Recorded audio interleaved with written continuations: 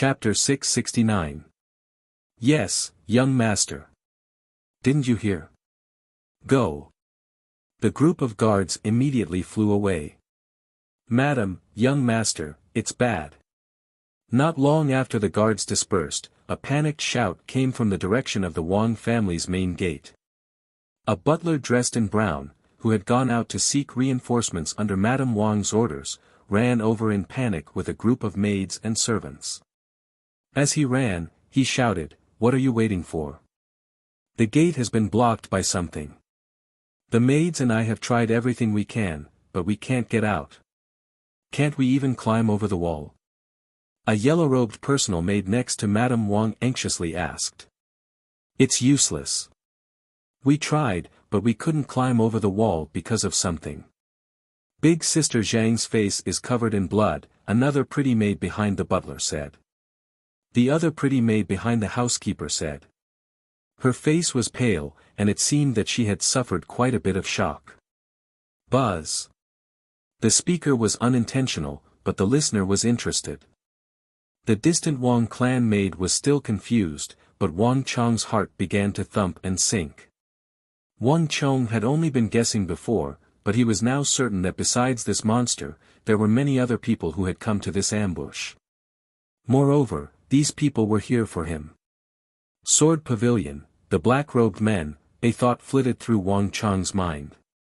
He suddenly understood, and his face turned extremely unsightly. After the victory in the southwest, Wang Chong had become a thorn in the side of Uzun, Meng Shizhao, the Turks, Goguryeo, and the other foreign countries, a target that they had to eliminate as soon as possible. But whether it was Uzun, Meng Shizhao, or the other foreign countries, their ambushes and assassinations were not beyond the realm of normal humans. Bows, spears, formidable martial arts experts, these were all within the realm of normal. However, the scene playing out in the Wang family mansion had already surpassed the scope of normal martial arts. Whether it was the giant bell that had suddenly fallen from the sky during the day, or the humanoid monster that had suddenly appeared in the home and was massacring everyone, or the strange purple flame energy, or the unknown power that had enveloped the entire Wang family, none of these were normal martial arts methods. In Wang Chong's impression, only the black-robed men who had raped and murdered the wife and daughter of Meng Shizhao's Lord Jelifeng, the black-robed men who had pursued Jiannan Governor Zhang Wentua, and the mysterious Black Arrow were capable of such a feat. These bastards are truly audacious. Now that he understood the situation, Wang Chong clenched his fists, his expression instantly turning furious. The capital was under the Son of Heaven's feet, with hundreds of thousands of imperial guards. It was also where the Holy Emperor presided, and the Wang clan was a clan of ministers and generals, an important minister of the Tang dynasty. This chaotic group of people actually dared to openly launch an attack in the capital, intending to destroy a noble clan of the Tang dynasty. This was no longer something that could be described as audacious, but completely lawless. There were no laws or rules of the secular world that could restrain them. As these thoughts flew through his mind, Wang Chong quickly regained his composure. Anger could not solve any problem. Now that he knew that this monster had accomplices, the urgent task at hand was to resolve this problem as quickly as possible. The battle has been going on, but there hasn't been any activity outside. The steward also said that something is blocking the outside. This means that these people are using some sort of special formation. Wang Chong quietly said to himself. The forms of martial arts were ever-changing. His father and Xianyu Zhongtong could gather the strength of everyone and transform into terrifying weapons of war like the mighty miracle god and the Vajra god. And this was only one form of martial arts and internal energy. Wang Chong knew that there were some formations that could form a boundary, but they were not like the black-robed men's boundary, which was so large and powerful that it could envelop the entire estate. If all sounds could not be transmitted, all the scenes would be obscured. No, it was impossible for all the scenes to be obscured. The energy shrouding the Wang clan residents might be able to greatly obscure the vision of those outside, but it could not be completely obscured. If the master of a mad dog could not see its target, it would be impossible for it to madly bite its target. The walls. Wang Chong hurriedly glanced at the surrounding high walls and suddenly understood. The residences of ministers and generals all had high walls, both to protect themselves and to prevent outsiders from spying on them. But at a time like this, they were the best helpers for those people to block the vision of outsiders. In other words, in the middle of the night, as long as the patrolling night watchmen, city guards, and imperial army soldiers did not notice, no one would notice. Even if the Wang clan residence was razed to the ground, no one would notice before daybreak. In other words, your positions are very easy to find. A cold and harsh light flashed through Wang Chong's eyes. Boom! His body shot forward as he pushed the phantom movement technique to its limits, instantly dodging Lu Wu's destructive blow. A moment later, Wang Chong had an idea. Wei Guo, Wei Wu, quickly take some men and build walls in the northwest, northeast, southeast, and southwest corners to be 3 zhang high. If you don't have anything suitable, then use cloth. Start from the corner and extend to the sides, at least 10 zhang. Wang Chong suddenly said. Yes, young master. In the distance, 2 tall silhouettes responded and immediately led the group of guards to fly away. The Wang clan didn't have many other things, but they were bestowed with all kinds of silk, satin, and cloth. They had everything one could wish for. This was a common situation among the clans of ministers and generals in the capital. Swish swish swish. In just a short while, the high walls at the 4 corners of the Wang clan's mansion were immediately erected with cloth walls. On the perimeter of the Wang clan residence, a group of black-robed men had been so focused on Wang Chong that they didn't even notice what the guards were doing. But when their vision darkened, cloth began to rise from the walls, blocking their line of sight. The black-robed men instantly fell into an uproar, their faces paling. Not good. Foul brat, we've been tricked. This fellow discovered us. Leader, we've lost contact with Lu Wu. No one had expected such an abrupt turn of events. For the first time in their operation, they suddenly felt like they had been outmaneuvered by their target. Too smart, too quick to react. Even now, they still didn't know how he had discovered them. Moreover, all the cloth had precisely blocked their line of sight, allowing them to spy on the Wang clan residence and command Lu Wu's position. This is troublesome. In order to prevent outsiders from spying on us, we surrounded the entire Wang clan residence and even the walls. Now that he's inside with the cloth blocking our line of sight, there's nothing we can do. Another black-robed man who seemed to have some status stood up, his brow deeply creased, his expression troubled. They had made a cocoon of their own making. They knew that their target would be difficult to deal with, but they hadn't expected him to be this formidable. In just a few moments, many twists and turns had occurred. This was only the beginning, but so many problems had already arisen. He suddenly understood why he had failed so many times in his previous operations against the target. This was definitely the most difficult target to deal with. What do we do? The black-robed man subconsciously turned to the demon-masked leader. Wang Chong's actions had basically caused Lu Wu to lose control. This was already outside of the plan. As expected, this target was rather unique, definitely one of the most difficult to deal with. In the current situation, they could either remove the black shroud over the Wang clan residence, but this would play right into the target's hands. There was an extremely high chance that the target would escape or attract the attention of the Imperial Army. But if they didn't do this, they wouldn't be able to deal with the target. In truth, the best method was to command Lu Wu to tear apart the cloth on the walls. Crucially, they didn't even know where Lu Wu was or which direction he was facing. Rumble. Dust billowed, and a cloud of dust rose from under the cloth into the sky. Although they couldn't see or hear anything, just by looking at the rising dust, everyone could guess that after this wave of action, that brat was definitely carrying out some kind of operation. And it was definitely something that would make them all uneasy. Damn it! The black-robed leader's entire body emitted cracking sounds. This operation had not gone smoothly at all. He hadn't expected so many things to happen to Lu Wu. Don't worry about him. Lu Wu will be fine for a while. And no one can kill Lu Wu. A long night is fraught with dreams. Hurry up and activate Lu Wu's abilities as quickly as possible to kill off all the Wang clan members. As for the loss of Lu Wu's lifespan, if the higher-ups ask, I will take responsibility. The leader of the black-robed men gritted his teeth as he said the last sentence. Yes. The crowd roared in response. In the next moment, everyone got busy. One after another, ancient, mysterious, and extremely powerful magic arts were sent into the formation. At some point, the black shroud over the Wang clan residence was beginning to take on a faint red hue.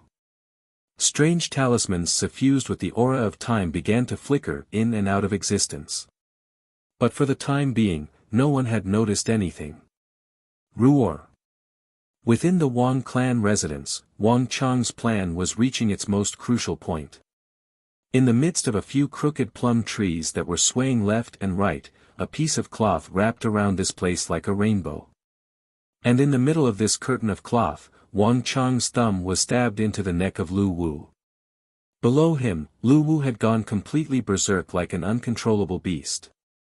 Wang Chang's judgment was correct. Once the walls of the Wang clan residence were covered with cloth, Lu Wu no longer focused on Wang Chong. Li Sai and Wang Xiaoyao had both become his targets. Most importantly, a monster that had lost its mind and had no specific target was far easier to deal with than a monster that was under control. Li Sai, move to the can position. Little sister, it's your turn. Attack his eyes. As long as you attack his eyes, he'll lock onto you. Keep rotating so that the monster doesn't know what to do. Wang Chong hovered over Lu Wu's head as he issued a string of orders. Now that he had found Lu Wu's weakness, it was much easier to deal with this sort of invulnerable, monstrous strength, blazing with violet flames, and yet lacking in intelligence and reason. All he could do was sink into madness and slaughter. Chapter 670. Although Lu Wu possessed boundless strength, his every move capable of shattering mountains, at this moment, he was being toyed around in the palms of Wang Chong, Li Sai, and the Wang clan's little sister. Just choosing a target was enough to make Lu Wu waver, the vast majority of his energy wasted on this indecision. Fun, really fun. Wang Xiaoyao roared with laughter, completely immersed in this game of toying with Lu Wu. As for Lu Wu's dangerous violet flames, they had little effect on a monster like her, who had always relied on her own divine power to win. Buzz. An endless stream of cold and tyrannical energy surged out of Lu Wu's body and poured into Wang Chong's body.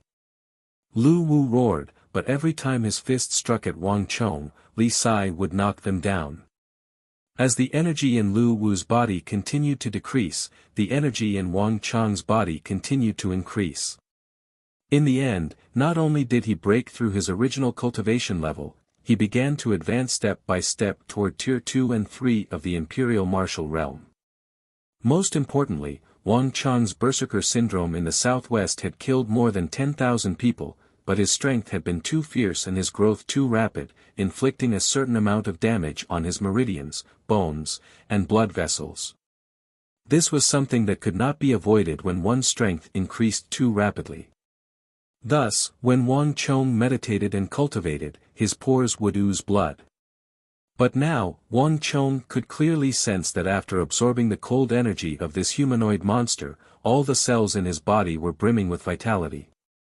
This rich vitality was like the best medicine, healing and mending the wounds in Wang Chong's body.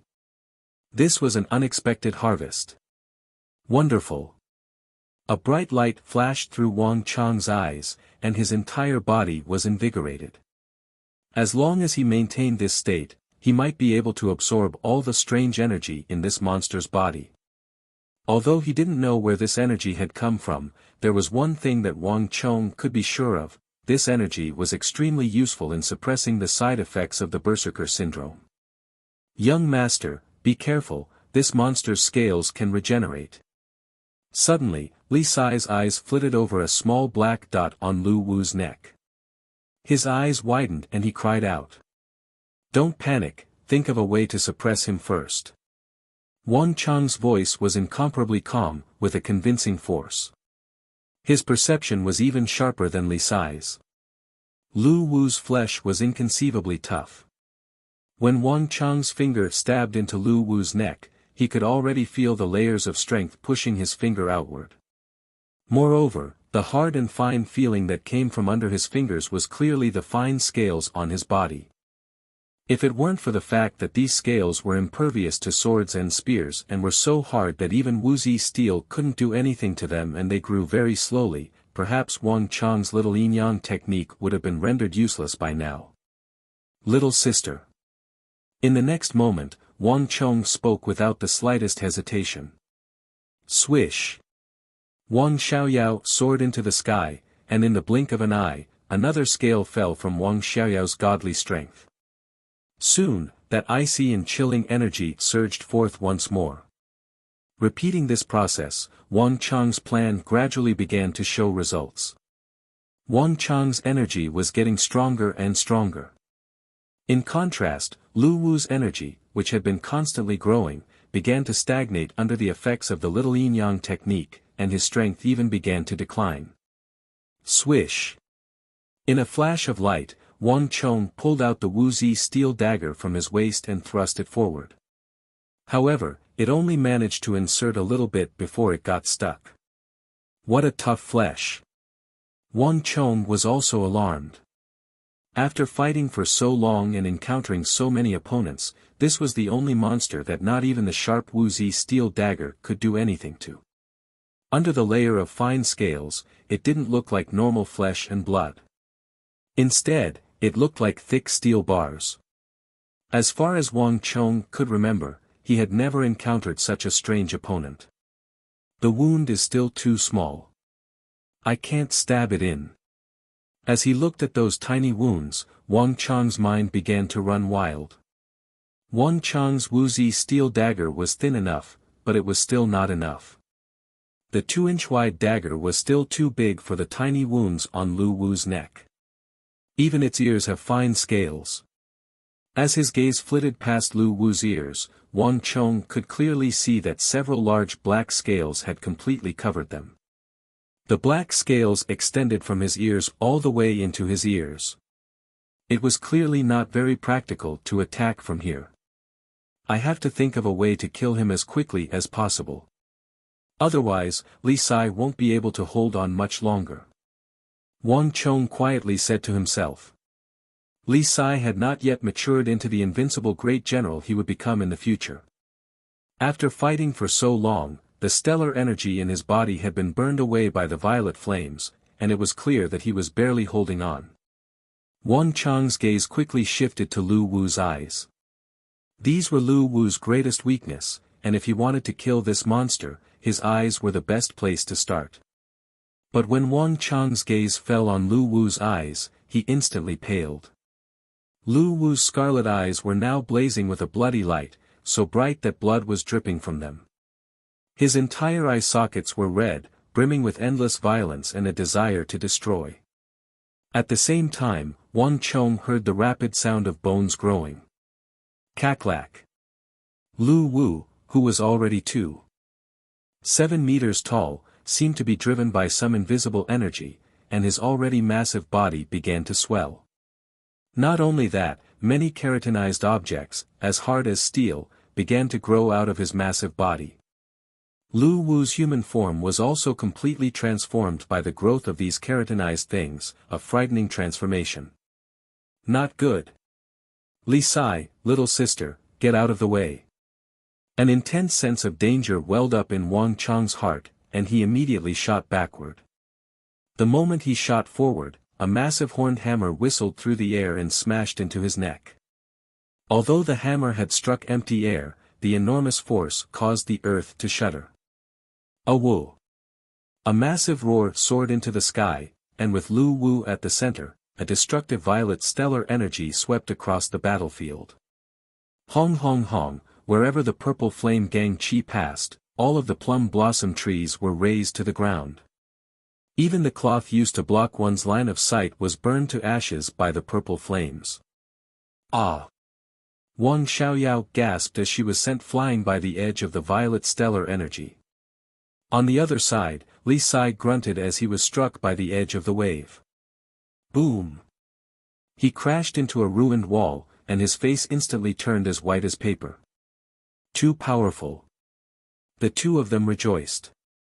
If not for Wang Chang's timely warning, they would have been struck head-on, and their injuries wouldn't have been so minor. What's that? Wang Xiaoyao suddenly screamed in fear. After being sent flying, she crawled up from the ground and saw the scene behind her. Her eyes went wide, and her face contorted in fear. The plum tree forest was now covered in thick smoke. The 2.7-meter-tall Lu Wu had vanished, replaced by a massive monster, its body covered in jagged and sharp horns. At the same time, it had a long horn-like tail. This monster had 4 claws on the ground and its eyes were scarlet. Just by standing there, it was 3 meters tall, and its length, if one included its tail, it was more than 5 meters long. Anyone who stood in front of this monster would feel a great fear. Although Wang Xiaoyao possessed peerless strength, she was still just a little girl of 8 or 9. When she saw this nightmarish monster, she couldn't help but feel a tinge of fear. A human turning into a monster, just what is this thing? At this moment, the only person who was still clear-headed was Wang Chong. He had personally witnessed all the changes that had taken place during the monster's birth. Just a moment ago, he was still a 2.7-meter-tall humanoid monster, but in the next moment, his body expanded, and he turned into this terrifying monster that didn't look human. This was also the first time in Wang Chang's life that he had seen a living person transform into a true monster. This had already surpassed Wang Chang's understanding of the martial path, and it was impossible to use common sense to explain it. Roar! The massive monster opened its mouth and suddenly spat out a thick pillar of violet fire at Li Sai Tensum Zhang away. Boom! The roiling flames set even the earth ablaze. Li Sai leaped with all his might and dodged the flames by a hair's breadth. Boom! The earth quaked as Lu Wu's massive monster landed on all fours and leaped forward, suddenly lunging at Li Sai Tensum Zhang away.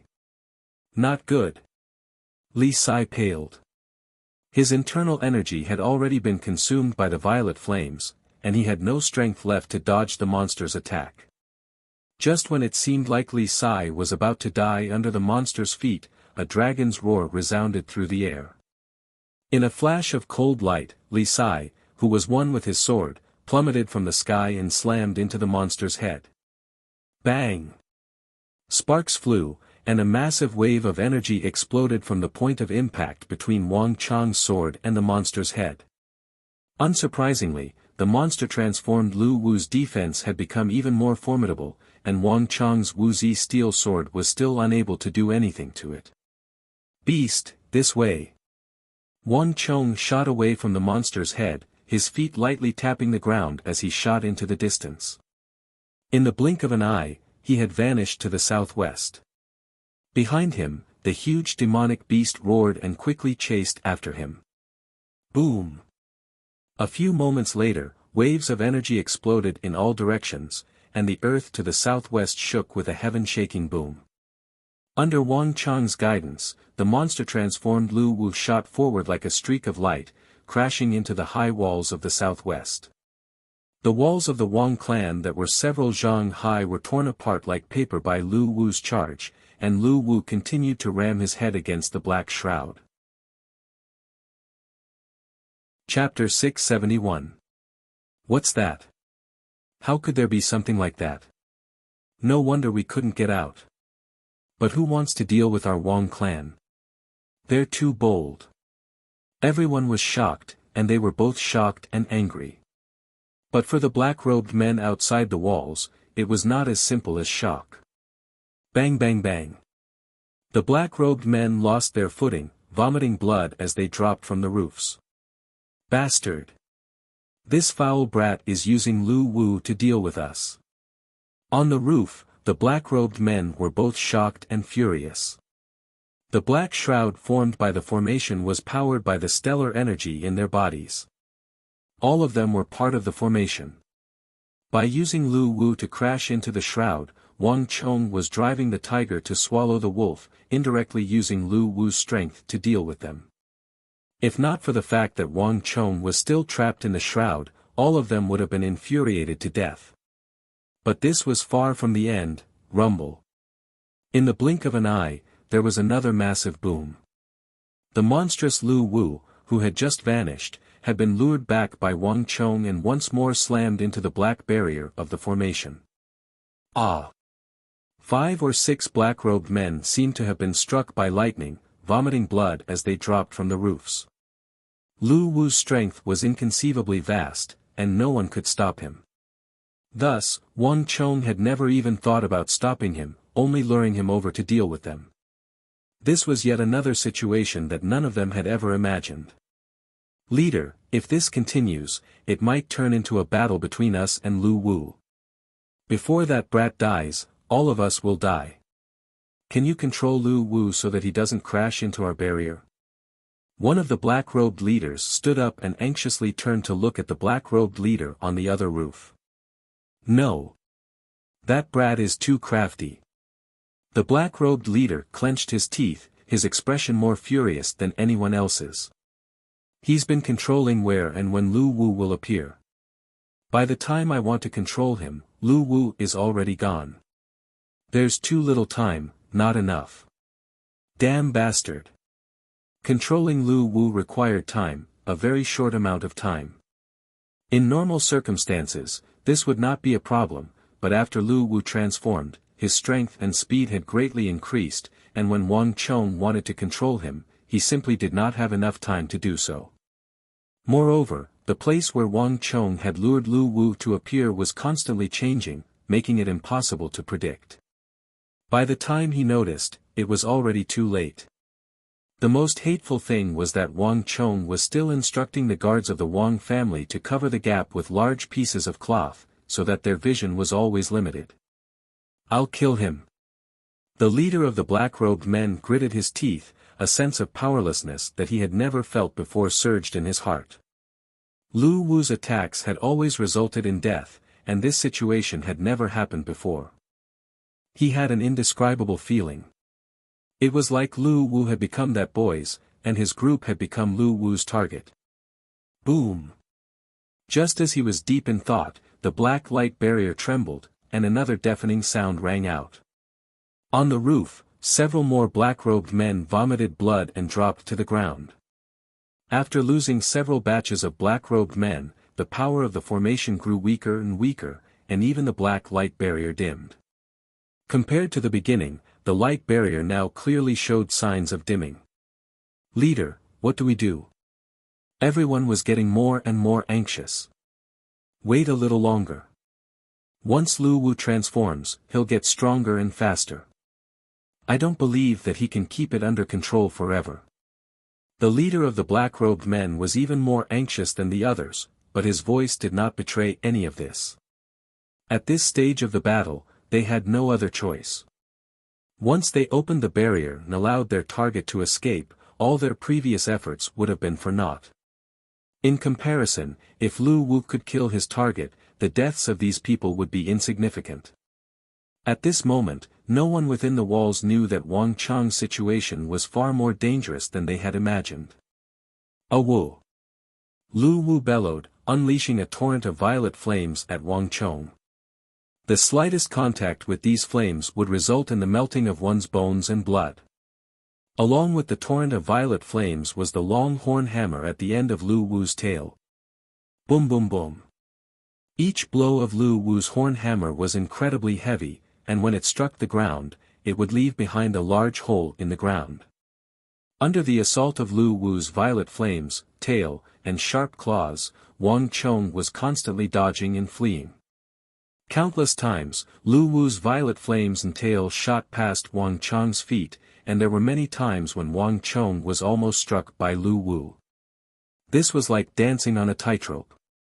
Death followed him like a shadow, and the slightest carelessness would result in death.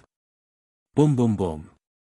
Under Wang Chang's guidance, Lu Wu smashed into the black shroud again and again. In the eyes of outsiders, Wang Chong seemed to be able to lift this heavy burden effortlessly, but only Wang Chong himself knew how dangerous it was. Everyone, scatter. Don't get close. Wei Guo, Wei Wu, quickly use silk to cover the gap. In addition, have everyone else stay away. Wang Chang's voice resounded over the Wang clan residence. Shen Hai and Meng Long had already been dispatched by Wang Chong to Jiaoji to protect Zhang Menian. The current leaders of the Wang clan guards were Wei Guo and Wei Wu. Third brother, I'll help you. Wang Xiaoyao ran all the way here. Little sister, don't. Hurry and leave. Wang Chong paled in fright. His little sister had always had a rash personality, but now was not the time to be willful. This monster's strength had increased by several times, and not even Wang Chong dared to lightly touch it. But how could Wang Xiaoyao listen to Wang Chong? Just as she was about to run over, Xiaoyao, stop right there. A harsh voice came from behind her. Madame Wang's words caused Wang Xiaoyao's body to tremble, and she finally stopped. Boom boom boom. Lu Wu's speed was clearly increasing, and he was becoming more and more dangerous. But Wang Chong had no time to worry about that. No one in the Wang clan could deal with this monster, and luring it toward the black shroud was the only method. Once, twice, thrice.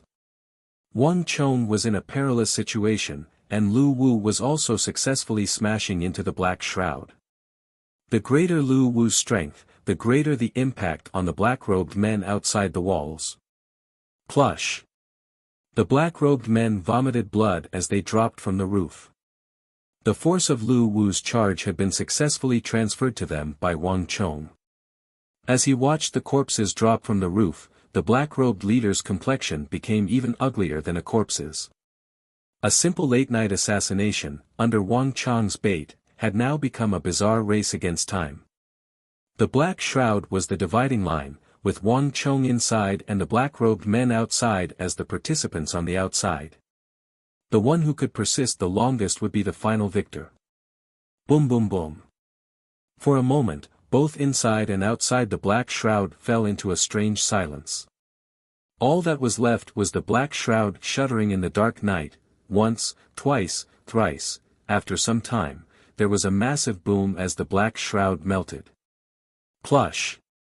The black-robed men vomited blood as they dropped from the roof. All the black-robed men turned ashen. They had spent so much time and paid such a heavy price, but in the end, Wang Chong had used Lu Wu to shatter their defenses. But this was not the end of it, leader, it's bad. The city guards and imperial army are on their way. A black-robed man exclaimed. The shattering of the black light barrier had caused a huge shockwave that had awakened many people. In an important place like the capital, the slightest disturbance would attract the attention of the city guards and imperial army, let alone such a loud noise. Woof woof woof, the sound of dogs barking could be heard in the dark night. Near and far, the lights of the houses were lit up. The families heard the commotion and got up from their beds in the dark. Who? Can't you let me sleep in the middle of the night? Why is there such a big commotion? Could something have happened? Hearing these voices, the black-robed leader's expression became extremely unsightly. As far as the eye could see, even the nearby area was lit up. Through the window, he could see figures moving about inside, as if someone was preparing to put on their clothes and come out to check. At this rate, it wouldn't be long before they were completely exposed. Leader, what should we do? An anxious urging voice rang in his ears again. Wait a little longer. I can already control Lu Wu. The black-robed leader gritted his teeth. But we're running out of time. The city guards and imperial guards have already rushed over. A black-robed man said. No matter what, they could not attract too much attention in the capital. This was the most basic principle of their operations.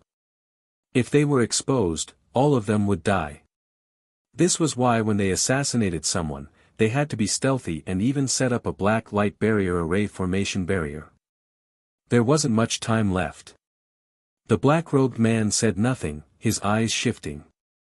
He wanted to delay a little longer so that he could control Lu Wu to kill Wang Chong, but Wang Chong had clearly predicted this move. The moment the barrier disappeared, Wang Chong had already retreated back into the Wang family residence. Moreover, the entire Wang family residence had been covered in silks and satin, limiting one's vision.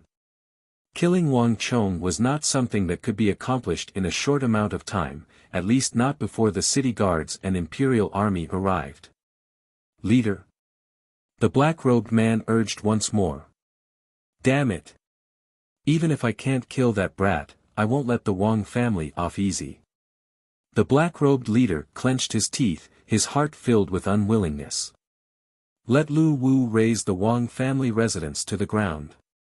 After half an incense stick's worth of time, we'll have him burrow into the ground and leave. Everyone else, withdraw.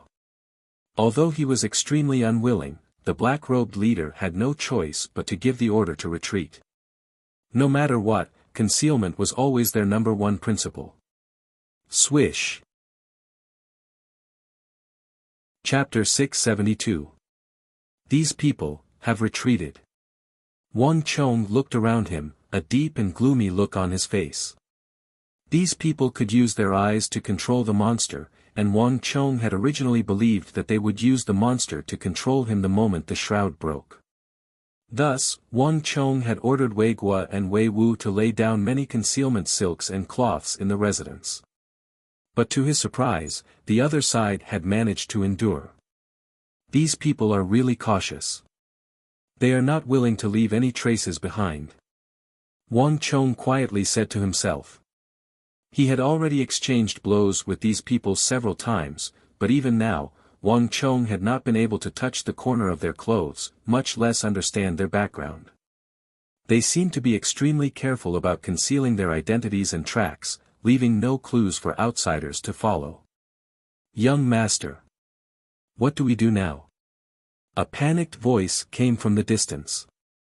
Wei Guo stood on a wall, one hand gripping his bow and the other gripping an arrow. Across from him, the monstrous beast Lu Wu was madly charging at him. Although the black-robed men outside had retreated, the Wang clan's troubles were far from over. Lu Wu was currently unstoppable, and anyone who touched him would die. Moreover, the Wang clan was surrounded by residences. If this monster was allowed to escape, the consequences would be unthinkable. Wang Chong's brow was tightly creased as he scanned the entire Wang clan. There was no one left who could stop this monster. His little sister could not go forward, and Li Sai's condition was extremely worrisome. Anyone else would be burned to ash by the monster's violet flames. Wang Chong could only think of a way to delay, but this was not a long-term solution. Most frightening of all was that the longer he delayed, the stronger the monster would become. Once its speed reached a certain level, the walls of the Wang clan would not be able to hold it. Chong-er. Stand aside. Let me do it. Suddenly, an elderly but vigorous and domineering voice came from the sky, booming like a peal of thunder. Who? There was a flash of light, and a black-colored figure swept through the void like a large bird, landing in the Wang family residence. Before anyone could react, that person left behind an afterimage. When he reappeared, he was already in front of Lu Wu. Compared to Lu Wu's massive body, this person's body was thin and frail, but in Wang Chong's eyes, he was as imposing and lofty as a mountain. Master. Wang Chong was overjoyed. He recognized the black figure as his master, the evil emperor. Chong-er, stand back. Leave this beast to me. The evil emperor simply waved his hand lightly, giving off a strong sense of confidence. That frail figure just stood there casually, but in an instant, it gave people a feeling as if his feet had taken root, as if he had fused with the earth, and was boundlessly heavy. Roar! The behemoth roared.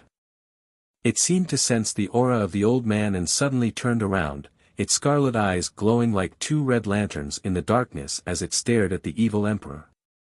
Boom! The thick claws of the monster stomped on the ground, and the 3-meter-tall monster panted. Exerting all its strength, it shot forward like a cannonball toward the weak and insignificant demonic emperor old man. Before the monster could even lunge forward, it opened its mouth, and a thick pillar of violet flames surged toward the evil emperor. Aya! Cries of alarm came from all around, and even the distant Wang Chong couldn't help but feel his heart leap into his throat.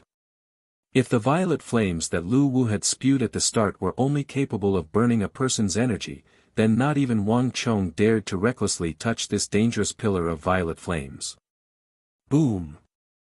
Before Wang Chong could warn him, the massive pillar of violet flames had already crashed into the body of the evil emperor. Master! Wang Chong and Wang Xiaoyao both tensed up and shouted at the same time. But a moment later, everyone was stunned by what they saw. That majestic and destructive pillar of violet flames crashed into the body of the evil emperor like a waterfall crashing into a rocky mountain. It was instantly stopped by an invisible energy and cut into thousands of pieces. For the first time, the invincible violet flames of Lu Wu's demonic transformation were rendered useless before the evil emperor. Beast! You still dare to act so impudently in front of me? While his voice was still echoing over the Wang clan residence, the evil emperor had already extended a palm into the violet flames and grabbed one of Lu Wu's feet. Rumble! Dust roiled and the earth seemed to be on the verge of splitting apart. As everyone stared in shock, the massive demonic beast Lu Wu was thrown to the ground by the evil emperor, his 4 feet in the air and his vicious aura scattered. Mas, Fu, Wang Chong was dumbfounded, and the Wang family's little sister was also standing not too far away from Madame Wang. Her eyes were wide open, and her jaw was about to drop to the ground. She had never seen the evil emperor fight, but Wang Chong was a little better off. He knew that although his master, the evil emperor, had lost all his martial arts, he was rapidly recovering and had even cultivated the formidable myriad spirit sea art. But not even Wang Chong knew that his master, the evil emperor, had reached this level of martial arts. Not only was he not afraid of the violet flames, he was even able to throw the demonic beast to the ground with a light palm. This is too inconceivable. The most shocked of all were the guards of the Wang clan. They had seen with their own eyes how terrifying this monster was, but to be knocked down by the evil emperor in a single exchange was nothing like it had been before. Everyone was dumbstruck by this sight. Awo! The demonic beast Lu Wu howled and shook its head as it got up from the ground, intending to attack the evil emperor. But a moment later, a thin and withered hand suddenly reached out and pressed against Lu Wu's head. Boom! The massive Lu Wu seemed to be struck by a heavy blow, its 4 thick legs falling apart as it crashed to the ground, leaving behind a deep crater. The invulnerable Lu Wu howled in pain at the palm of the evil emperor. Chonger, remember, humans have thousands of acupoints, and so do beasts. Whether it's a man or a beast, no matter how formidable their martial arts are, no matter how tough and dense their scales are, it's impossible to conceal all the acupoints in their body, and each acupoint is a sea of energy. Wang Chong's eyes flashed with a solemn light. The evil emperor's powerful and domineering voice resounded in Wang Chong's ears, and the ferocity of the demonic beast was completely suppressed. The ferocious Lu Wu was just a docile kitten. And this is the essence of the myriad spirit sea art. You must learn to sense the acupuncture points of your opponent and not just rely on the sword in your hand. Only in this way can you become a true expert. The evil emperor's right hand pressed down, and the 3-meter-tall demonic beast Lu Wu was smashed into the ground, its energy completely scattered. In the distance, Li Sai was leaning against a broken wall, panting for breath. He had long since been stunned by this sight. This was the first time he had seen the evil emperor in action. He had personally experienced the power of that monster. Even the invincible Wuzi steel sword was useless against him. But this invulnerability was completely useless against the evil emperor. With a single move, the evil emperor had heavily injured the demonic beast. Impossible, Li Sai was completely dumbfounded. He had been to the Spirit Vein Mountain more than once, and he had also seen the evil emperor. At the time, he had thought that this old man was weak and frail, not much of a threat. It was only at this moment that Li Sai realized that he had misjudged. He had never imagined that this ordinary-looking old man on the Spirit Vein Mountain would be so terrifying. No, it wasn't just simply terrifying. Wang Cheng's shock was no less than Li Sai's, but he was still deep in thought. Spirit Sea, Wang Cheng muttered to himself, deep in thought. Whether it was the great Yin-Yang heaven creation art, the myriad Spirit Sea art, or the art of God and Demon Slayer, these were the 10 supreme arts of the world that Wang Cheng had never come into contact with before. And at his peak, the evil emperor was a legendary figure in terms of strength. If one were to say that after Wang Cheng became the war sage, there were only a handful of people who were qualified to guide him and be his master, then the evil emperor was definitely one of them. The Spirit Sea art was definitely one of the most supreme arts. Every martial artist had a Spirit Sea, but to be able to use it as a supreme art, his master's myriad Spirit Sea art was definitely the only one. This supreme art was grand and majestic, and it had completely transcended the boundaries of the evil path. It was an orthodox martial art. Moreover, Wang Cheng knew that his master, the evil emperor, was using this demonic beast to teach him. The black scales could cover one's vital points, but they could not cover one's chi acupoints, because chi acupoints were everywhere. Therefore, as long as one knew the location of one's opponent's chi acupoints, even if they were impervious to weapons, one could still attack them. This was clearly what his master was telling him. The myriad Spirit Sea art. I didn't expect it to be so powerful. Wang Cheng muttered to himself as he looked at his master, the evil emperor, in front of him. History had changed, and there could be no construction without destruction. The myriad Spirit Sea art had never appeared in the past several hundred years, so naturally, no one would have seen it before, much less know of its might. But there was no doubt that this was an extremely powerful supreme art. His master, the evil emperor, had only used a little bit of skill to subdue it. Awu. Chapter 673. Not good. That scoundrel's trying to escape. Wang Cheng was also alarmed. In all his battles with Lu Wu, he had never known that this creature could burrow into the ground like a pangolin. Whoosh! Wang Cheng immediately charged in the direction that Lu Wu was burrowing into. But before he could take more than a few steps, Wang Cheng heard a vigorous voice at his ear. Humph, do you think you can escape from me? Rumble. The evil emperor stood with his back to Wang Cheng, his black robe flapping in the wind as he faced the cloud of dust and the fleeing Lu Wu. On the contrary, a chilling and tyrannical energy erupted from his body, causing the air in a radius of 30 zhang around him to distort. Bang! With a stomp of his foot, the earth began to sway like the deck of a ship in the middle of the ocean. The evil emperor's body suddenly began to exude a dazzling white light that could shake the heavens. All this white light condensed into a stream of light that flowed through the demonic emperor old man's right foot and surged into the depths of the earth. It was like a boulder had been thrown into a lake, causing the earth to quake and the sea to churn. Awu! An agonized howl came from the depths of the earth. Even the servants and maids of the Wang clan, who did not know martial arts, had brightened their eyes, knowing that the behemoth had been heavily injured. Come out for me. The evil emperor's cold and harsh voice was neither loud nor soft, but it was imbued with a pressure that resounded in everyone's ears. Rumble. Under everyone's gazes, a large area of the ground split open. It was as if an invisible hand the size of a mountain had drilled out from the depths of the earth. Kacha. In front of everyone's eyes, the earth cracked and bulged, quickly rising up to a height of 60 to 70 feet. And in the center of the cracked earth, a monster that was more than 30 feet tall, with a bumpy surface and keratinized skin appeared in front of everyone. Its acupoints shone with white light. Those milky white rays of light were like chains, drilling out of Lu Wu's acupoints and crisscrossing, locking down Lu Wu's entire body and making it impossible for him to move. Chong'er, it's your turn now. The evil emperor's pitch-black hair danced in the wind. His voice was cold and calm, and it was filled with a strange power. Now, I will teach you the mnemonic of the great yin-yang heaven creation art. Reverse the universe, reverse the flow of blood, direct the flow of qi, reverse the flow of heroic si. This monster's energy is extremely rich in vitality.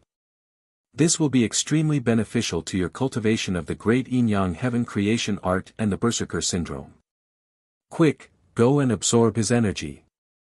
At the last sentence, the evil emperor's expression was unquestionable. Bang! With a flash of light, Wang Chong, who was already not far behind the evil emperor, leaped into the air without any hesitation. Bzzz. Head down and feet up, Wang Chong's thumb stabbed into a bloody wound on Lu Wu's body. This was a wound Lu Wu had sustained in his battle with the evil emperor. This wound is too small. Let me help you out a little more. The evil emperor's calm and composed voice came from his ear. Swish. The thumb-sized wound suddenly tore open, expanding to the size of a fist. The massive Lu Wu howled in pain, faint violet blood gushing out. Now that the demonic emperor old man had taken control of its acupoints, its skin, which was even more formidable than its black scales, could only helplessly await death in the face of the myriad spirit sea art. Rumble. Visible streams of icy and chilling violet energy began to flow through Wang Chong's palm, condensing into a viscous liquid. Once Wang Chong reached the peak of the little yin-yang art, he could use the great yin-yang heaven creation art mantra that his master, the evil emperor, had taught him to reverse his blood energy, instantly unleashing an inconceivable amount of power. The frigid energy in Lu Wu's body madly surged into Wang Chong's body at a speed several dozen times faster than before. Awu! Lu Wu's howls could be heard from very far away in the capital. It struggled with all its might, but under the effect of the evil emperor's energy sealing acupuncture points, its struggles were futile. Damn it, just who are these people? Cannot even Lu Wu escape? How could this damn Wang clan be so powerful? Just how many more tricks do they have up their sleeves? The black-robed men, who had already fled far away, heard Lu Wu's screams in the darkness and felt their bodies turn cold. In its monster form, Lu Wu was invulnerable and inconceivably powerful. On the battlefield, a single Lu Wu could easily destroy an entire army of 10,000 soldiers. Moreover, Lu Wu could burrow into the ground, giving it an invincible position. But now, the black-robed men couldn't help but shiver at this thought. For a moment, they even wanted to turn around and run back to see just what sort of person was capable of trapping Lu Wu. But very quickly, reason stopped them from acting rashly. The Imperial Army and city guards were already on their way, the clopping of hooves echoing through the night sky. Whether they wanted to or not, they could not appear in that place again. In the Wang clan residence, Wang Chong stood upside down, the cold and frigid energy of Lu Wu surging into his body. Caklack. Too much cold energy had accumulated, and in a few seconds, layers of blue ice began to emerge from under Wang Chong's skin. And where Lu Wu had touched his wrist, a thick layer of blue ice began to spread from Wang Chong's arms to his entire body. In a flash, Wang Chong's face began to pale. His body even began to tremble from the cold. Lu Wu's energy was simply too high, far above Wang Chong's current level and beyond what he could endure. Focus the mind and calm the energy, become one with the mind. Return to the origin, past the orifice, gushing spring, chest center, startling rainbow, all in one. The great yin-yang heaven creation art has been passed down through the ages and possesses peerless power. In this world, there is no energy or stellar energy that cannot be absorbed. Just when Wang Chong's entire body was about to freeze, a voice rang out in his ear. The evil emperor's robes fluttered in the wind, his expression domineering and confident.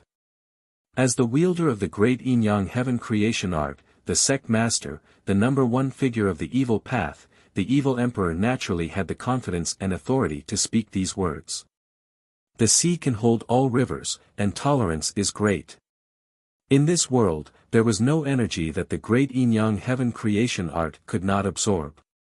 Wang Chong had been frozen because he had not yet grasped the essence of the world's number one evil art, so he had not been able to fully utilize its power. Buzz. The words of his master, the evil emperor, caused Wang Chong to suddenly realize what was going on. A moment later, a tyrannical stream of energy surged through these acupuncture points. With a massive boom, Wang Chong's body seemed to shatter like a frozen mountain. Thousands of ships began to rush through his body, and an enormous suction force began to emerge. The thick layer of blue ice wrapped around Wang Chong's body began to melt at a visible rate. Whoosh! A vast river of energy flowed through Wang Chong's meridians. After making a full cycle, it was like a dragon returning to the sea, gathering at his dantian. Wang Chong's energy swelled, rising from Tier 2 to Tier 3, all the way to Tier 4 and Tier 5. Lu Wu's energy was simply too powerful. To Wang Chong, this energy was extremely nourishing, equivalent to the energy of several top-class experts. Gallop! Gallop! The clopping of hooves came from outside, accompanied by the clamor of voices. But soon after, another wave of people arrived. The clattering of hooves came to a sudden halt in front of the gate of the Wang clan residence. We are the city guards. We heard the commotion and came to provide reinforcements. This is the Imperial Army. What's going on? Let us go in and take a look. A cacophony of voices could be heard. In the ruins, Li Sai's eyes flickered. His muscular right hand pushed against the rubble and rumbled as he stood up. Young master is currently cultivating and cannot be disturbed. In addition, the origins of this monster are too complicated. Until we get to the bottom of it, it's best not to let too many people know. As this thought flitted through Li Sai's mind, he quickly propped himself up and began to walk toward the gate of the Wang clan residence. As he walked, he gestured. On the other side, Wei Guo and Wei Wu had already ordered their men to cover up the gap in the collapsed walls of the Wang clan residence. At the same time, they had also sent men to stand guard. Too much had happened on this night. More than half of the Wang clan residence had been destroyed. What to do next would have to wait for Wang Chong to decide. The city guards and Imperial Army guards outside the gate were quickly replaced by Li Sai. In the residence, Wang Chong had reached a crucial moment in absorbing Lu Wu's energy. Wave after wave of energy was constantly nourishing Wang Chong's body, healing the hidden injuries he had sustained during the battle. Caklack. In just a few seconds, Wang Chong's energy had soared to Tier 7 of the Imperial Martial Realm, and a powerful energy began to explode from his body. Wang Chong was already beginning to show some of the majesty of his last life.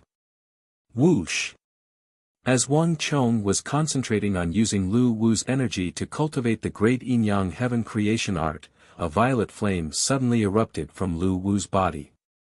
This violet flame was extremely fierce and domineering, of the kind that was tinged with black.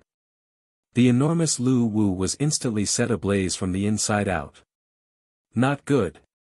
Wang Chong was also alarmed. Icy energy surged out of his body, and he immediately tried to extinguish the flames on Lu Wu's body and freeze it. But it was too late. This flame was extremely fast and tyrannical. In the blink of an eye, this 3-meter-tall horned behemoth was burned to ash by the violet-black flames. All that was left was a large black scorch mark on its body. Damn it! Wang Chong leaped up and rolled to the side, his face grimacing as he stared at the place where Lu Wu had vanished. This monster was extremely strange. It could take human form and also beast form. This was not something that any human faction could do. Moreover, the level of energy in its body far exceeded that of an ordinary martial artist. This creature definitely harbored some enormous secret. If he could successfully capture it, he might be able to deduce the origins of those mysterious people. Chapter 674. Chong'er, there's no need to worry too much. There's an energy core in his body, and all his energy comes from that core. From the moment you absorbed his energy, the energy core in his body lost balance and was destined to disappear. All of this was inevitable. The evil emperor waved his sleeve and placed his hands behind his back, his expression relaxed. His myriad spirit sea art was connected to every acupoint in Lu Wu's body, so none of Lu Wu's secrets could be hidden from him. Wang Chong might have been very disappointed, but the evil emperor had long ago predicted all of this. Chong'er, what's going on here? Those who could control this kind of monster were not ordinary forces. Just how did you provoke such a formidable opponent? The evil emperor turned to Wang Chong said.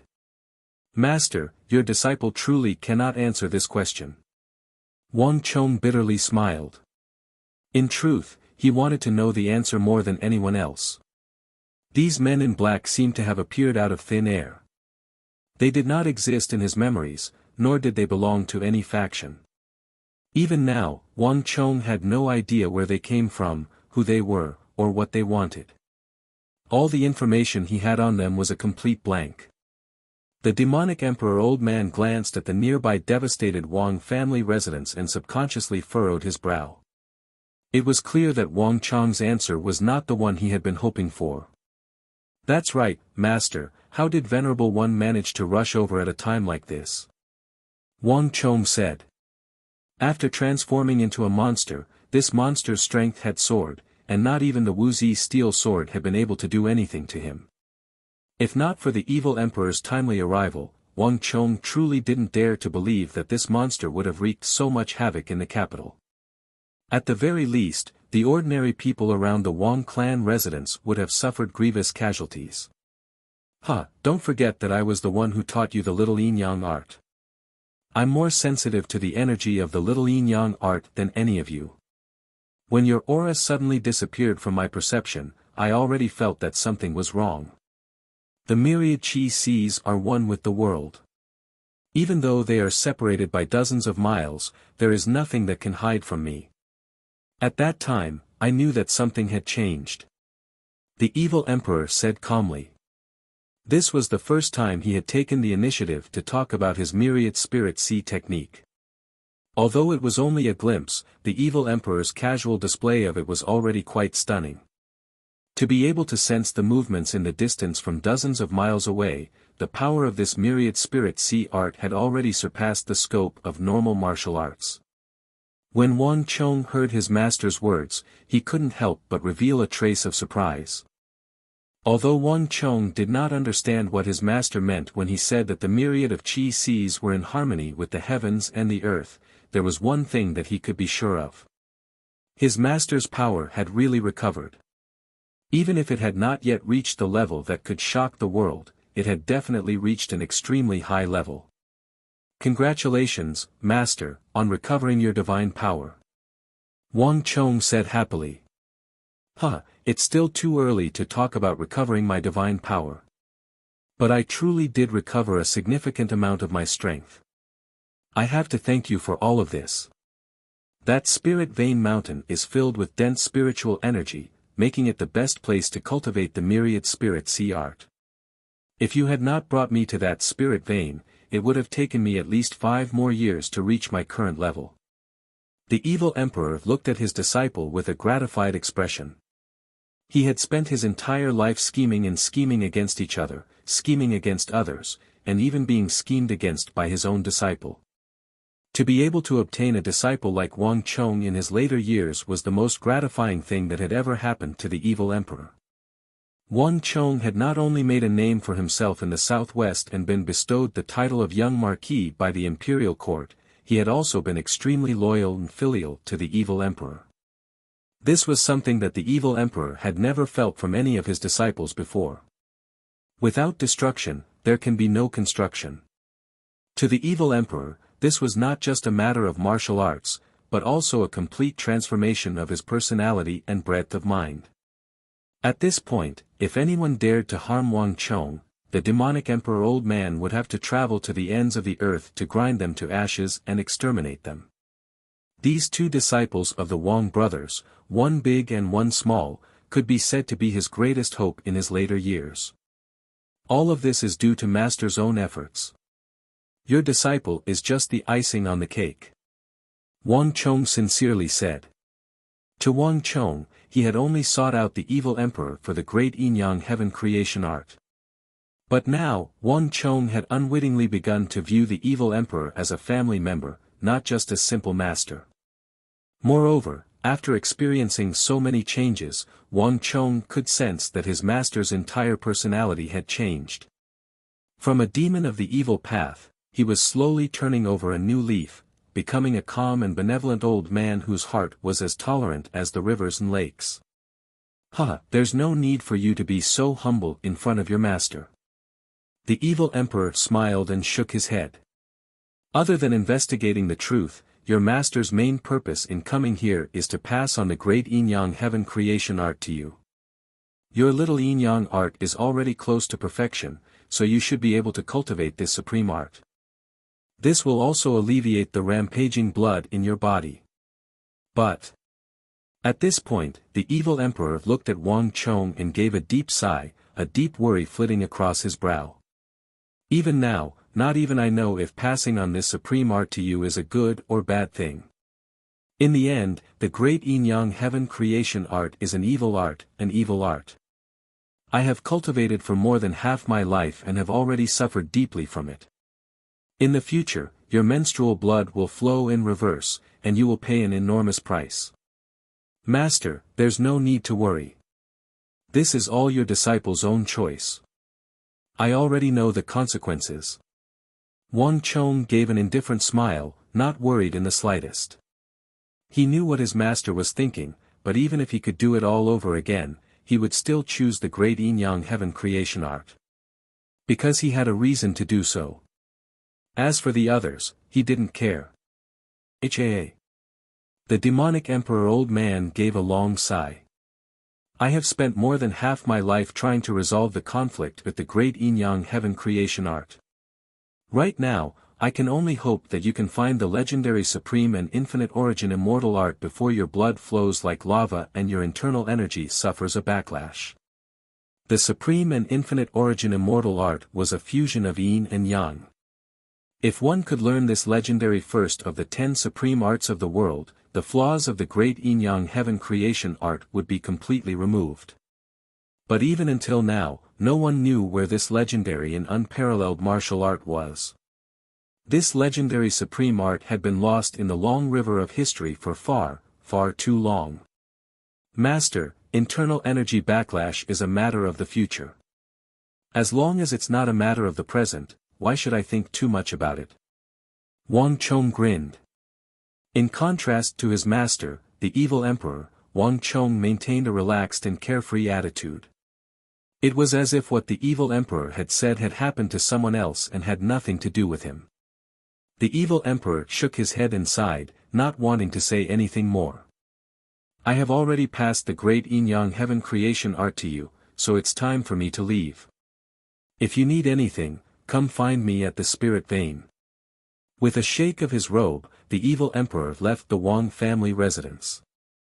Wait a moment. Wang Chong suddenly called out to the evil emperor. Master, there's one more thing that I need your help with. The evil emperor's footsteps faltered, and he abruptly stopped. Time passed slowly, and the city guards and imperial army were successfully persuaded to leave by Li Sai. But even so, the Wang family's actions still attracted a lot of attention in the capital. After all, many people had heard the angry roar last night. But this matter was quickly suppressed by Wang Chong and the Wang family. The collapsed walls were quickly repaired to prevent others from peeking inside. The news that the Wang family released to the public was that Wang Chong had been conferred a marquis, and Wang Chong's mother, Madame Wang, was preparing to rebuild the entire Wang family residence to celebrate. Although many people still found it strange, and it wasn't completely convincing, at least it was a plausible explanation. Thus, not many people paid attention to it anymore. Moreover, the next day, the Wang family indeed called over many carpenters and sent over a lot of high-quality wood, so no one doubted it anymore. At night, a single lantern shone in Wang Chang's study. Wang Chang's study had been one of the few buildings that had not been affected by last night's battle. "You were the one who called my master over?" Wang Chong said. Standing across from him was a faceless man wearing a black metal mask, only his two eyes exposed. This man was silently standing there, motionless. Although his master, the evil emperor, had not said anything during the day, his actions had already told Wang Chong the answer. His master's myriad spirit sea art truly had sensed the abnormalities in the capital, and he had also sensed the disappearance of his and his little sister's auras, but this was not the primary reason he had been able to rush over. The primary reason was that someone had gone to the spirit vein to find him. Zhang Wentua, the faceless man standing before him. After returning from the southwest, the faceless man had not entered the Wang clan residence, and Wang Chong had not restrained his movements. Of all the people present, he was the only one that the black-robed men had not paid attention to, and he was also the only one that had not been imprisoned in the black shroud. "Yes." The faceless man nodded, his voice crisp and decisive. "After returning from the southwest, I knew that they would make a new move.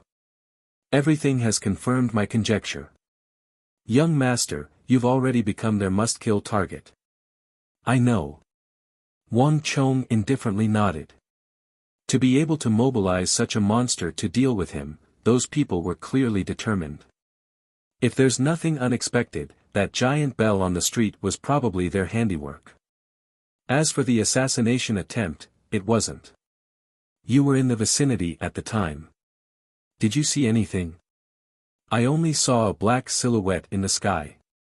It was too fast for me to see it clearly. The faceless man shook his head. These people are too secretive. They wouldn't give you any chance to find any clues. In addition, although I noticed them last night, they had too many people and were too strong. Even if I appeared, I wouldn't have been able to change anything. If I was too impulsive, it would just be one more person dying. You were right to do so." Wang Chong nodded. Although the black-robed men had only targeted him, in those circumstances, the faceless man's decision was undoubtedly correct and rational. "So, you've discovered their tracks?" The faceless man expressionlessly nodded. This simple action instantly caused the mood in the study to change. In the lamplight, Wang Chong's lips curled into a smile. Chapter 675. In the southern part of the city, by the Yuan River, a massive estate stood row upon row. This estate was even larger than the estates of many nobles and ministers. This was the estate of philanthropist Yang of the southern part of the city. The common people of the southern part of the city all knew that philanthropist Yang was a famous wealthy family in the southern part of the city. He was involved in many businesses, iron mines, slaughterhouses, jewelry, tea leaves. He had accumulated a great deal of wealth, but he was also an extremely benevolent and charitable person. He would often open a porridge stall and give alms to the beggars and poor families of the city. He would also often generously waive the rent of those tenant farmers who were in dire straits. Thus, philanthropist Yang had an extremely high reputation in the southern part of the city. But at this moment, no one knew that philanthropist Yang's estate was covered in corpses. Maids, and servants were sprawled all over the place. And on top of these corpses, a group of black-robed men had gathered. Damn it! It's already been a day. Why hasn't Lu Wu returned yet? Could Lu Wu really have been killed? Impossible. Lu Wu is invulnerable and has a formidable regenerative ability. Just who could have killed him? Has there been any news from the people we sent to investigate? No. The Wang clan's estate is heavily guarded. It's impossible for us to get close. A group of black-robed men paced back and forth in the hall, all of them seemingly restless. Lu Wu had disappeared. Not even if they were beaten to death would they dare to believe that such a thing could happen. Leader, if the higher-ups find out that we lost Lu Wu, all of us will be killed. A short black-robed man, only around 1.5 meters tall, fearfully said. What are you afraid of? Don't we still not know? The black-robed leader wearing the demon mask said impatiently. No one could have killed Lu Wu, absolutely no one. Hurry and send someone to take a look. I want to know what happened after we left. If you want to know what happened, I'll tell you. The candlelight in the hall flickered. Suddenly, a young and handsome voice came from outside. This voice instantly caused the hall to fall into an uproar. Who goes there? With a loud shout, everyone looked towards the door. Several black-robed men didn't even think and immediately flew towards the door. However, before they could fly over, with a crash, the door collapsed, and a black-robed man's corpse was thrown in from the outside like a stone.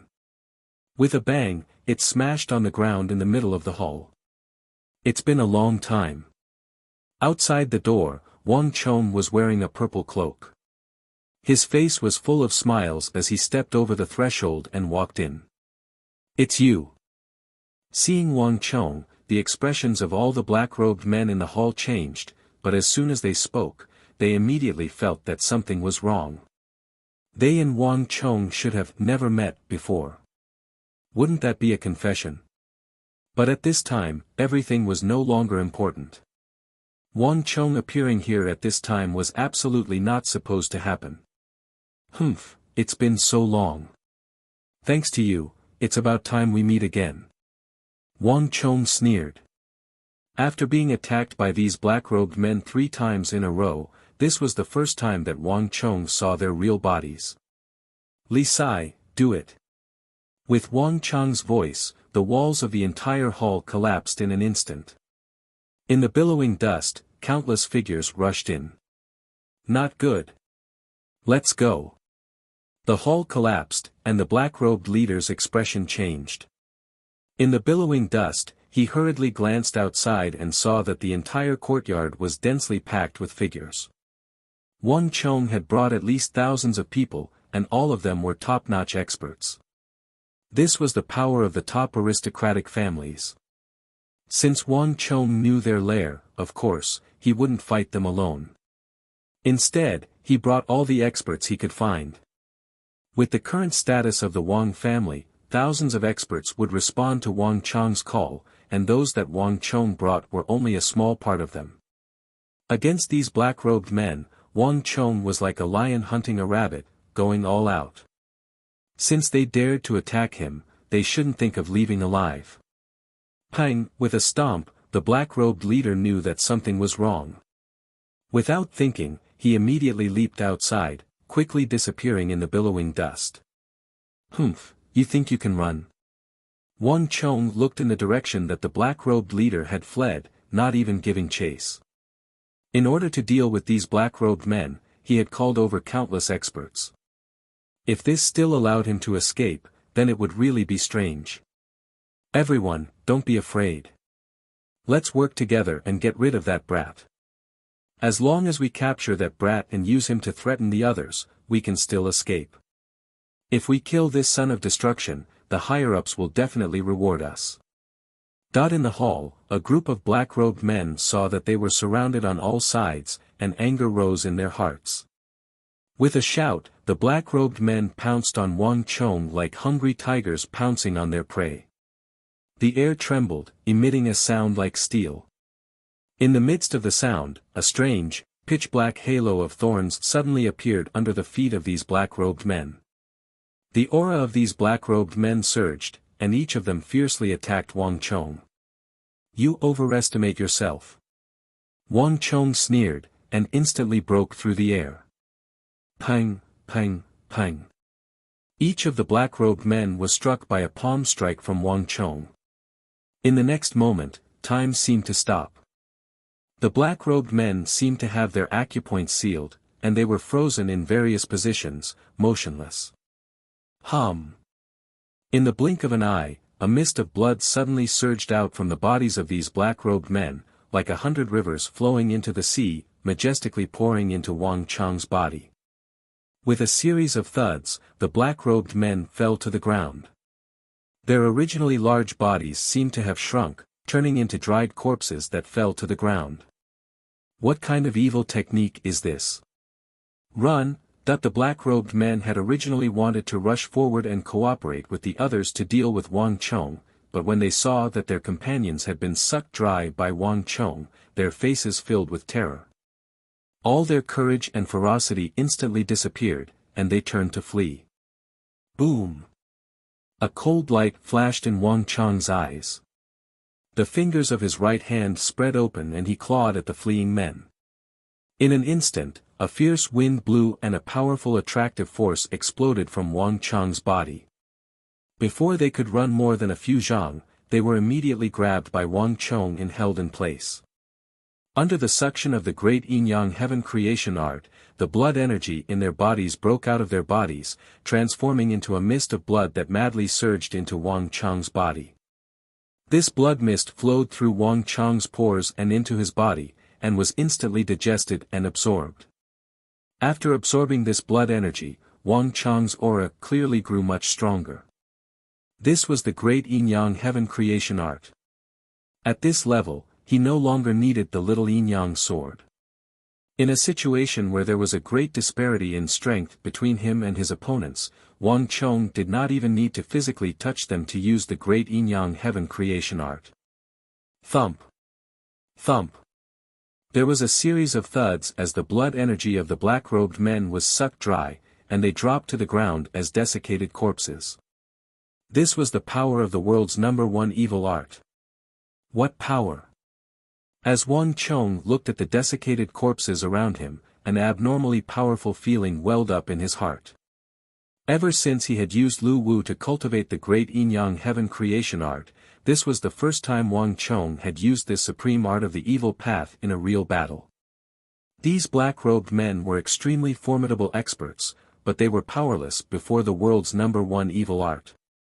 Wang Chong had easily sucked away the energy they had accumulated over decades. This kind of power was obtained too easily, and the process of sucking was accompanied by a strong sense of spiritual pleasure, making people unable to help but sink deep into it, unable to extricate themselves, only wanting to constantly absorb more inner force. If one isn't abnormally powerful, it's very easy to sink into it and become a bloodthirsty and murderous individual. As these thoughts flitted through Wang Chong's mind, a bright light flashed through his eyes. All the surging blood energy and that uncontrollable desire to suck were swiftly suppressed. The pleasure of killing brought about by the great yin-yang heaven creation art was far more powerful than the little yin-yang art, and it was also far more difficult to control. But to Wang Chong, no matter how difficult it was to control, it was no more difficult than fighting against fate. Ah! Screams resounded through the air, and the battle ended much faster than Wang Chong had imagined. Now that they knew that these people were the true assassins of the Wang clan, all the experts Wang Chong had recruited were enraged and began to attack the black-robed men with all their strength. Each black-robed man was surrounded by several dozen experts. One could easily imagine their fates. Child of destruction, you won't be happy for long. Master will avenge us. Suddenly, the remaining black-robed men roared, their eyes exploding as they bit down on the poison capsules between their teeth. Soon, black blood began to flow from their mouths. Thud thud thud, the black-robed men dropped to the ground, motionless. Damn it! So fast! Wang Chong grimaced. These people were exactly as Solitary Wolf had said. They had hidden poison capsules between their teeth. But Wang Chong had not expected them to be so decisive. They didn't even try to escape, choosing to commit suicide by biting down on the poison. But a few moments later, Wang Chong had returned to normal. No matter how cautious these people were, no matter how resolute they were, it was impossible for them not to leave behind any clues. Chonger, I've brought the person to you. Suddenly, a vigorous voice came out of the churning dust, and the demonic Emperor Old Man's sleeves flapped in the wind as he flew through the air. Bang! Before the evil emperor could land, he shook his wrist and sent a figure to the ground. It was none other than the leader of the black-robed men who had fled earlier. The evil emperor had personally overseen this operation precisely to prevent anyone from escaping. Even someone as vicious and violent as Lu Wu was as docile as a sheep in front of the evil emperor, much less this black-robed leader. Young master, 2 of the black-robed men have been captured while the rest have been executed. The operation is over. Chapter 676. You may leave. Wang Chong flung his sleeves and nodded. The outcome of this battle was not out of his expectations. The biggest mistake the black-robed men made was to overlook faceless Zhang Wentuo's existence. Now, it was time for them to pay the price. The rest of you, stand guard outside. Li Sai, you stand guard outside. No one is to approach without my orders. Wang Chong issued a series of orders.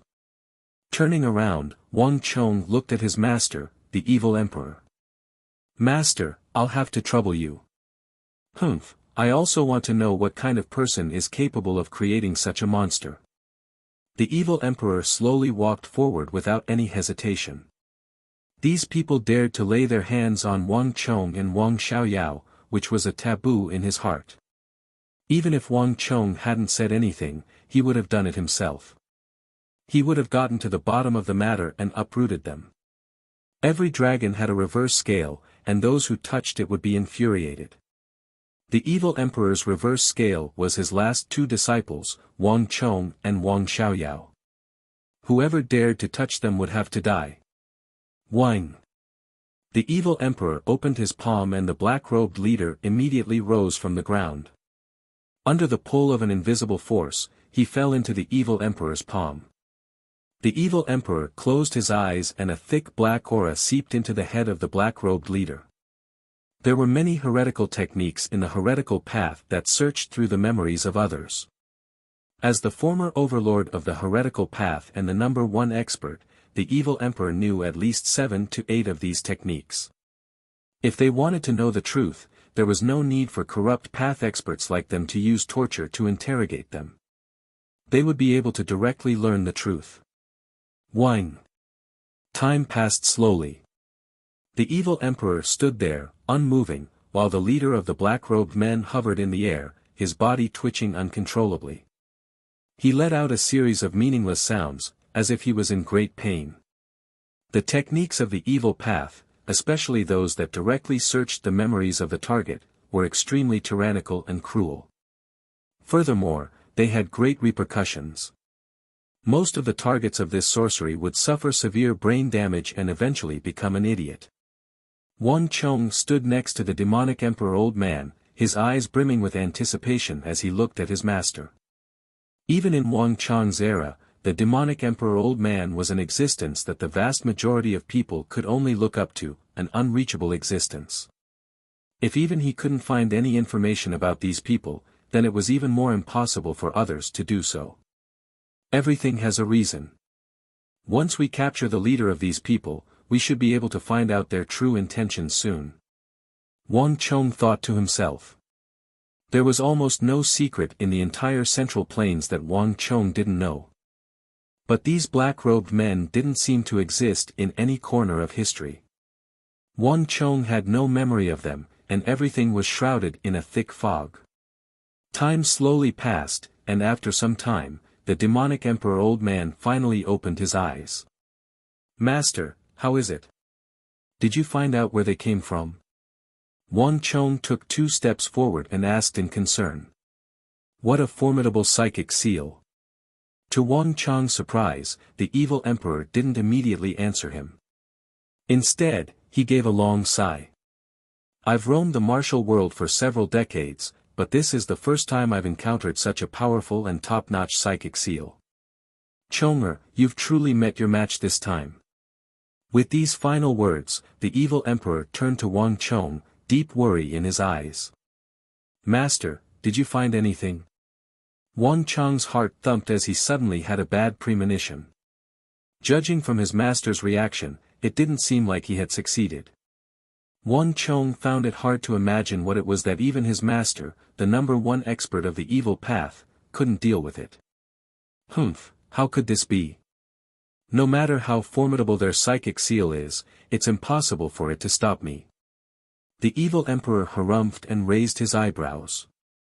His expression was one of disdain and confidence. The other party has an extremely formidable psychic seal expert, and all of their most crucial memories have been sealed. If they were carelessly touched, their bodies would immediately explode and they wouldn't be able to leak any information. With these final words, the evil emperor pointed a finger at the black-robed leader in his palm. However, nothing is absolute. No matter how strict their defenses are, I still manage to find some information about them. These people call themselves the children of God, and they seem to believe that they are following a true God. Humph, laughable. The evil emperor snorted disdainfully at these words. As the number one expert of the evil path, the evil emperor had never believed in gods, much less gods. It was just a bunch of fools who had been fooled. Moreover, if gods really did exist, didn't that mean that he himself was a god? It's just a bunch of fools pretending to be gods. The evil emperor's eyes were filled with disdain. In the world of martial artists, the strong preyed on the weak was an unshakable principle. The so-called gods, even if there really were, would only be some more powerful martial artists. The human heart was truly foolish. Gods. Wang Chang's eyebrows rose in thought. This news had completely exceeded his expectations. That's right. Although they're just a bunch of shady, sneaky, and shady factions that play tricks on the minds of others, they do have some outstanding aspects. From the memories of the monster we killed, your master learned that it was a creature they called Lu Wu, a creature created by gods. Although I don't believe that anyone in this world can be called a god, that monster was truly a good one. At the end, the demonic emperor old man gave a rare nod. A monster that not even Wuxia steel weapons could deal with was definitely not a creature of nature. If not for the fact that the evil emperor was proficient in the myriad spirit sea art, which allowed him to break through all defenses, he really would have been helpless against it. In addition, although their psychic seal art is extremely formidable, I was still able to find some clues. If I'm not mistaken, these people should have come from the northwest. This is why there are almost no records of their existence in the Central Plains. The northwest? Wang Chang's brow creased at these words. That was the location of his next target. If that was where the nest of those people was, Master, I'll have to trouble you this time. Wang Chong took in a deep breath and quickly regained his composure. At the same time, he waved his hand behind him. Men, bring all these people back. 2 captives and the leader of the black-robed men. He could dig out more information from these people. At the very least, Wang Chong knew the simplest trick of loosening the reins only to grasp them better. Yes, young master. A few experts immediately responded. But just as they bent down and were about to carry the leader of the black-robed men away, something unexpected happened. Bang! Right before everyone's eyes, the head of the black-robed man wearing the demon mask suddenly exploded without warning. Countless pieces of flesh and blood splattered all over the surrounding area. Following that, 2 more explosions were heard from other places. Ah! Cries of alarm and commotion could be heard from the back. Young master, bad news. Young master, the 2 guards that we captured suddenly had their heads explode. A few guards suddenly rushed over from the back. In an instant, the atmosphere around them changed abruptly. Wang Chong looked at the corpses and broken pieces on the ground and his face darkened. He had wanted to make use of these people to do something, but now, it was all for naught. I'm still too slow. I didn't expect them to react so quickly. The evil emperor's face darkened. His reaction was faster than Wang Chang's. When the black-robed men's leader's body started acting strangely, he had already noticed it. But he was still too slow. Although he was once known as the world's #1 villainous expert, he was not very proficient in the field of spiritual seals. And the person who was able to place seals in the minds of these black-robed men was obviously an expert in this field. These people are too cautious. Wang Chang's eyebrows twitched. The black-robed men's leader's head would not explode for no reason. The biggest possibility was that the forces behind the black-robed men had already noticed the evil emperor and sensed the changes in the seals. That was why they detonated the seals in the black-robed men's minds and killed them instantly. In an instant, Wang Chang's eyebrows darkened. His foe was far more cautious than he had imagined. Although he had found some clues, even more mysteries had arisen. Moreover, his foe's methods were almost divine. Whether it was Lu Wu or those extremely subtle spiritual seals, they had all surpassed the limits of ordinary martial arts. But Wang Chong quickly regained his composure. "Humph, no matter how fast your reactions are, no matter how cautious you are, there will come a day when I will find all of you. If I can catch you once, I can catch you a second time," Wang Chong coldly said. Although his foe had destroyed his crucial trump card, Wang Chong had still obtained what he wanted. "Li Sai, pass on my order. Prepare to retreat." "Yes, young master." The grandiose operation had come to an end. "Chonger, have you decided where your fief will be?" In the Wang clan residence, Wang Zhen, dressed in a crimson official's robe and a golden-green sash, was seated on a rosewood armchair. He was lightly sipping tea, his expression relaxed and contented. Wang Zhen's face was ruddy, a sign that he was in a good mood. When a man attained the Tao, his chickens and dogs would ascend with him. Wang Chong had rendered great service in the southwest, and the entire Wang clan was riding on the crest of success. Even his big uncle, Wang Zhen, had been rewarded by the imperial court. This could be seen from his official's robe and belt. But Wang Zhen was currently most concerned about the issue of Wang Chang's fief. This was also his primary reason for coming here. The descendants of the Wang clan were connected by blood. They would prosper together, and they would suffer together. The events of the Southwest were enough to illustrate this problem. A fief seemed simple, but it was related to the long-term well-being of the descendants of a noble clan. Any clan that could obtain a fief was no small matter. The Wang clan was clearly no different. "Chonger, I've already thought about it for you. In the last few days, I've thoroughly flipped through the fiefs of the Tang dynasty and looked them over for you. In the end, I've finally found the best place for you." Wang Zhen smiled as he put down his teacup. With a light flick of his finger, he opened a scroll on the table. Whoosh! With a soft clatter, a map of the Tang dynasty appeared in front of Wang Chong. "In the world, the richest place is Longxi. I've already chosen it for you. It's in Zhao County. That place isn't large, but it's extremely wealthy. Just the taxes alone can reach more than 200,000 years a year. Don't you need money right now? This is the best choice." These last words were powerful and resonant. These simple words were the result of Wang Zhen's diligent research over this period of time. This was the best result for both Wang Chong and the entire Wang clan. As long as they had this piece of land, regardless of whether or not the Wang clan made a great contribution in the future, regardless of whether or not the Wang clan produced any talented generals or ministers, the entire Wang clan would definitely prosper.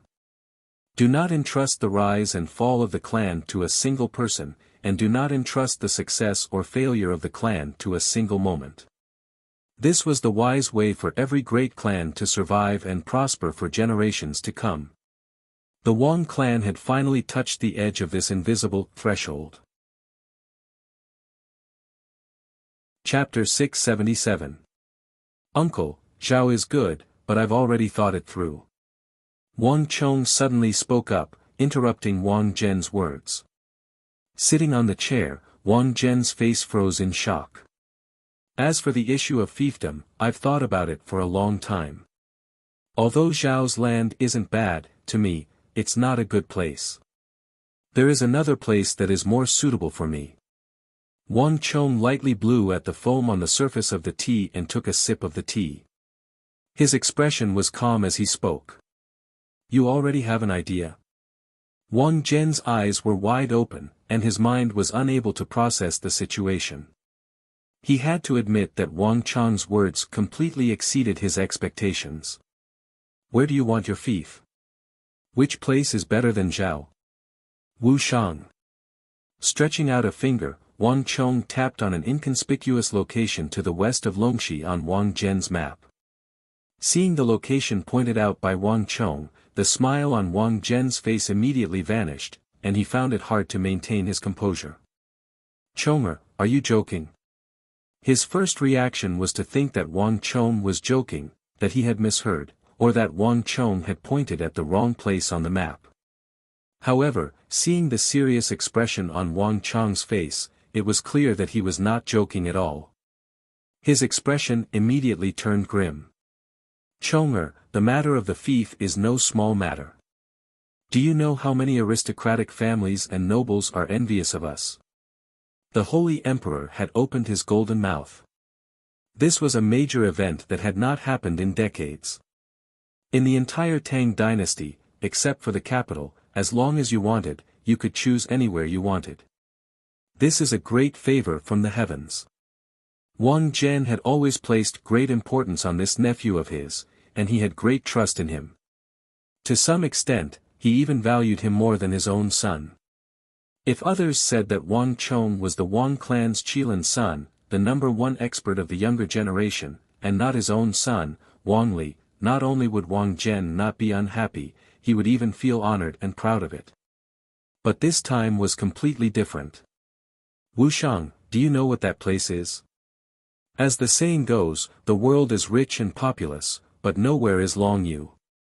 There was no better fief than Longxi. Moreover, even though you had some conflict with Geshu Han during the regional commander's incident, the fief was His Majesty's decree, and not even Geshu Han dared to interfere in the slightest. If this matter is done well, it will be of great benefit to both you and our Wang clan. But you want to establish a fief on this barren land near Qixi. Just what are you thinking? Wang Zhen's words were heavy. He straightened his back and looked at his nephew sternly. Wuxiang was a place that Wang Zhen had no impression of. However, Wang Zhen knew the location Wang Chong had chosen on the map. If Wang Chong had chosen a slightly better location, he would not have ended up in such a state. But Wang Chong had chosen a barren land on the road to the west. This was a complete waste of the imperial court's intention in bestowing a fief to Wang Chong. Big uncle, I know that you find this hard to accept. But I have my reasons for doing this. Wang Chong smiled at these words. He picked up the teacup on the table and took a sip, his expression calm and composed, not the slightest bit nervous. Then why? Perhaps influenced by Wang Zhen's attitude, Wang Zhen took in a deep breath and relaxed a little. Big uncle, Wuxiang truly is a barren land. But big uncle, take a closer look. What is this place? As Wang Chong spoke, his finger lightly traced a line on the map. At first glance, Wang Zhen did not notice anything, but on second glance, his eyes widened as he realized something. You mean the Silk Road? That's right. Yes, the Silk Road. Wang Chong chuckled. Not too far from the Wuxiang he had chosen was a winding road. It was the famous Silk Road to the west that all the foreign kingdoms, including the Tang dynasty, were familiar with. Are you intending to make a fuss on this road? Wang Zhen glanced at Wang Chong with a contemplative look on his face, and his expression gradually became less stern. The Silk Road to the west was also a famous golden road. Innumerable merchants from both the east and the west traversed this road. Silk, spices, jewels, jade, porcelain, camels, tea leaves. Almost all the Hu merchants from the western regions who came to the Tang dynasty to do business would pass through this road. The massive disparity in prices between the east and the west resulted in massive profits. As a result, this road gave birth to many wealthy merchants. Those merchants who came to the Tang dynasty to do business were all filthy rich. Pearls, agate, jade, all of these were like clay tiles to them. The goods they bought and sold were all of great value, and the wealth they earned was something that many people would never be able to imagine in their entire lives. Even the great clans would have to lament their inadequacies. And in terms of importance, the Silk Road to the west was indisputably the #1 road in the world, far more important than the famous Tea-Horse Road in the southwest. From a certain perspective, the Silk Road, which maintained trade relations with the various kingdoms, played a significant role in the Tang dynasty's current prosperity. Big Uncle, the land of Zhao isn't bad, but it's still stagnant water. At the very most, it's only 200,000, but the Silk Road to the west is different. Whether it's the Great Han Dynasty, the previous dynasty, or the current dynasty, the first thing they did after the world was stabilized was to open up the Silk Road. From this, one can easily imagine how much importance the empire places on this road. Wang Chong confidently said. Big Uncle, you know just how wealthy the Hu merchants of the capital are. The Hu merchants of the western regions, the spice merchants of the Abbasid Caliphate, and the jewelry merchants of Karak-Spa-Zinu travel tens of thousands of li to the Tang dynasty every year, and they all carry enormous amounts of wealth with them. Has eldest uncle ever thought about it? With so many merchants coming and going, how much wealth must be flowing through this trade route every day? This, Wang Zhen fell silent. Wang Zhen understood even better than Wang Chong just how much importance the Tang dynasty placed on this road to the west. It was for no other reason than that this was the sage emperor's will. In the Tang dynasty of the Central Plains, no one inside or outside the court dared to question the decisions of the Holy Emperor.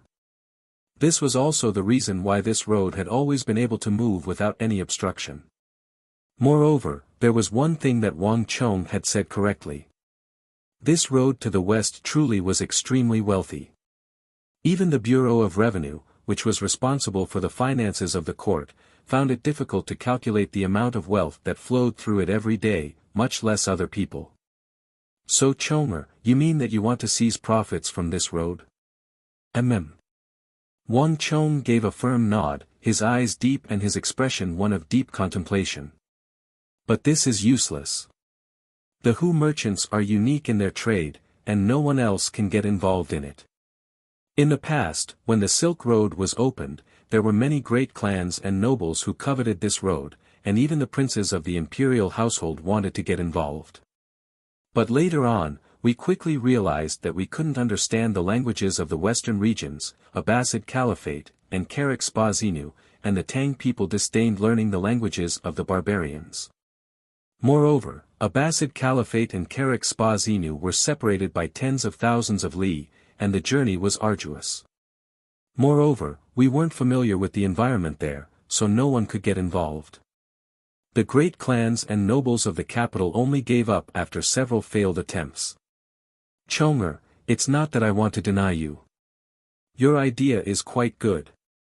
But it's not very feasible in practice. He shook his head, a hint of concern in his eyes as he looked at Wang Chong. Wang Chong's ambition to use the Silk Road to the west and covet it was worthy of recognition. However, it was obvious that he had underestimated all of this. If one could casually take a slice of the pie, the Great Tang would have long ago been established, and all the nobles in the capital would have already taken their share of the profits. How could the Wang clan have gotten their turn? How could it have waited until now? In the War of the Southwest, Wang Chong had truly displayed an extraordinary talent for the art of war. But the art of war and the art of trade were different. Not even Wang Chong could be skilled in both. Big uncle, you've misunderstood. Wang Chong laughed at these words. I'm not planning on getting involved in the silk, spices, and jewels business and selling them in Abbasid Caliphate in Karak-Spa-Zinu.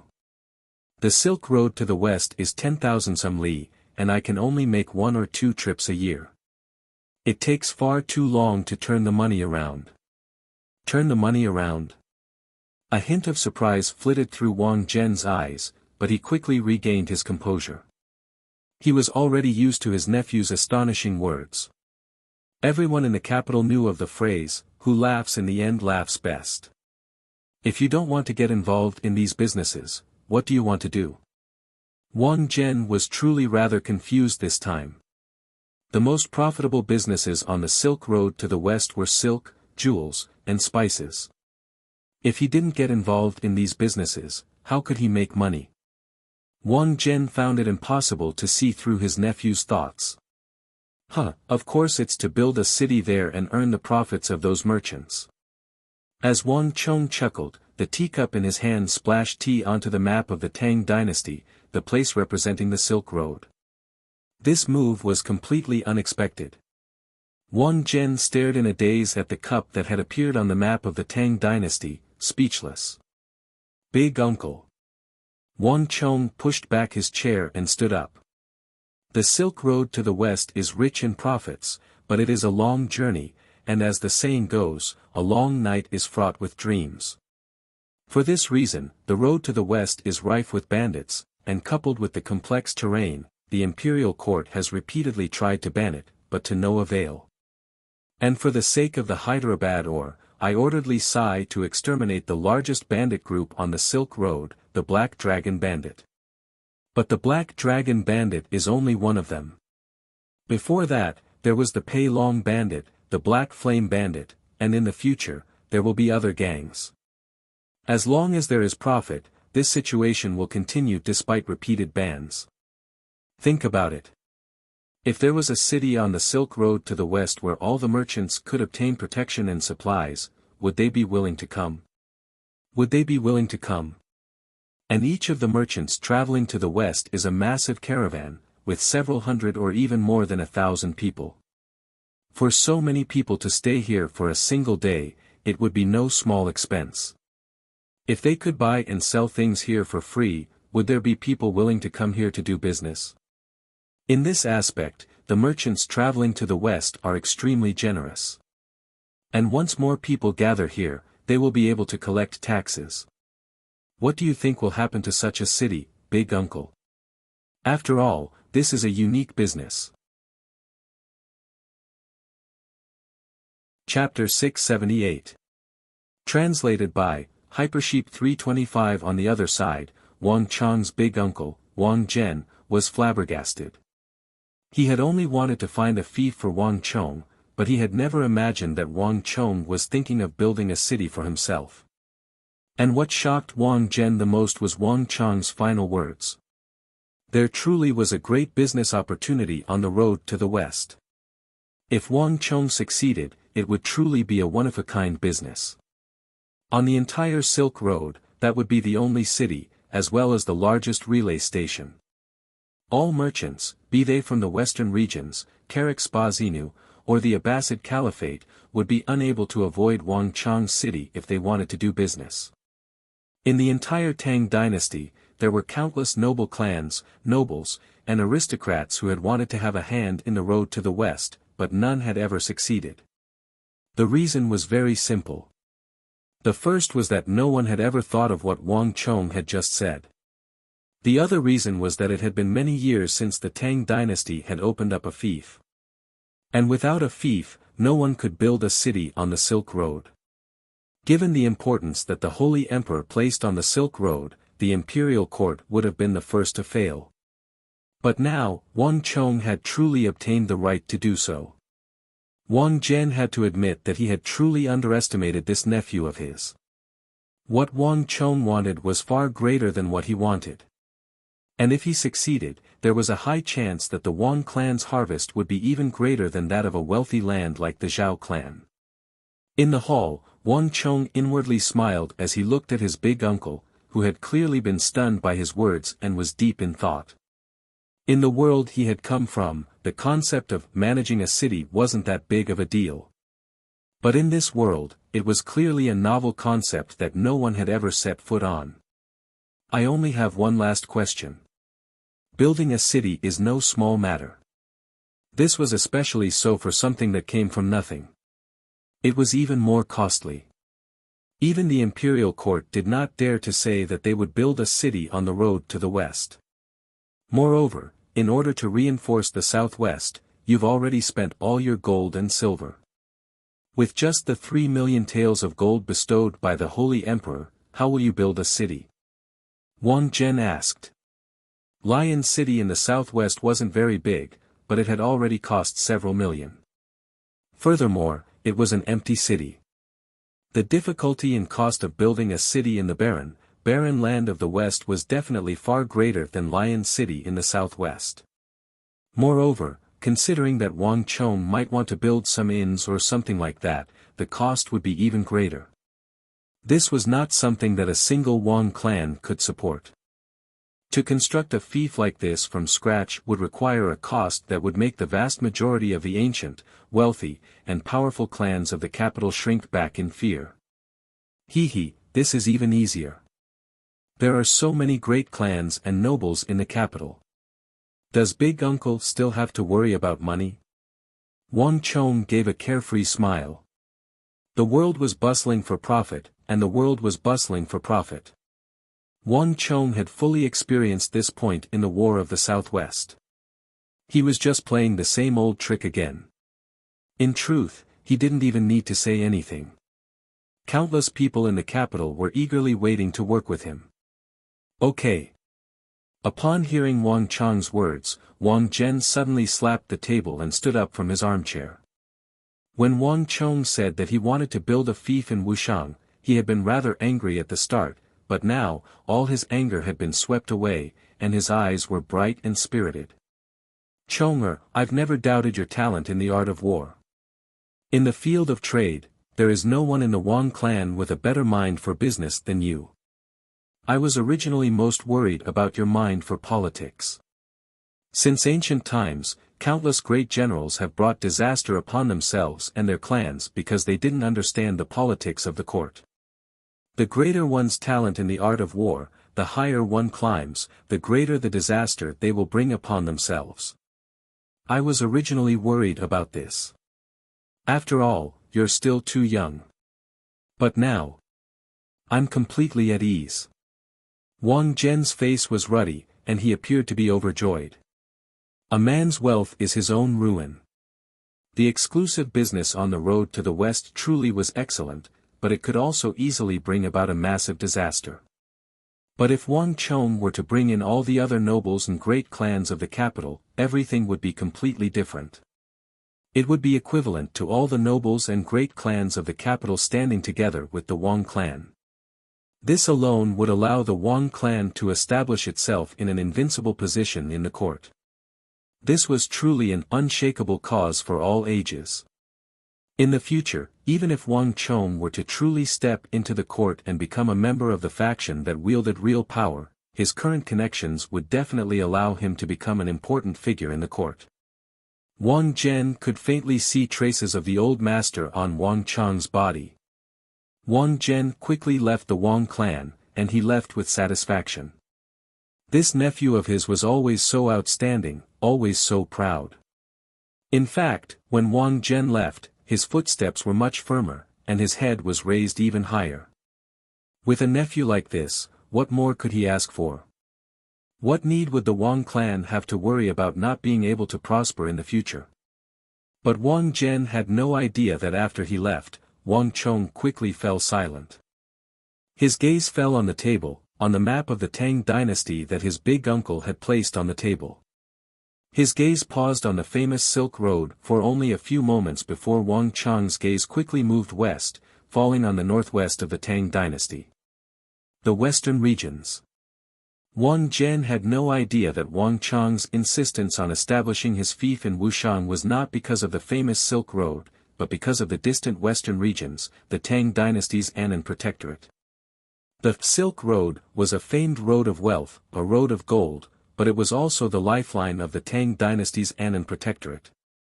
Every year, countless weapons and supplies of the Tang dynasty would pass through this road.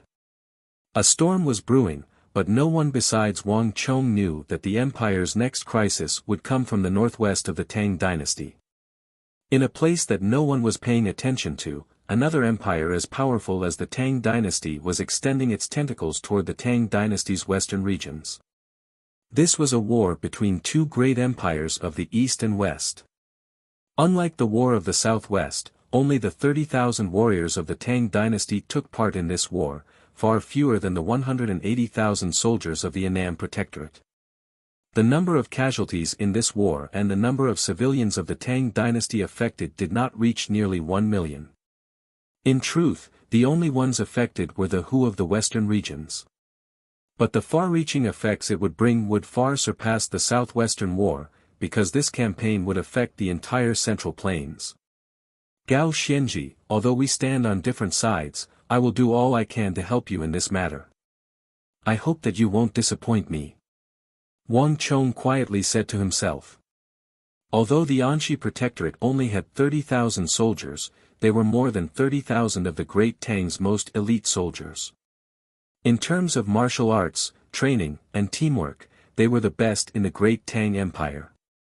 The soldiers sent over were all the strongest soldiers of the various prefectures, and border defenses of the Tang dynasty. Moreover, they were equipped with all sorts of weapons, all of them of excellent quality. Just the ballistae alone numbered in the tens of thousands, enough for every soldier to have one. Moreover, there were many more in the storehouses. Almost all the best weapons of the Bureau of Military Personnel of the Tang dynasty had been sent there.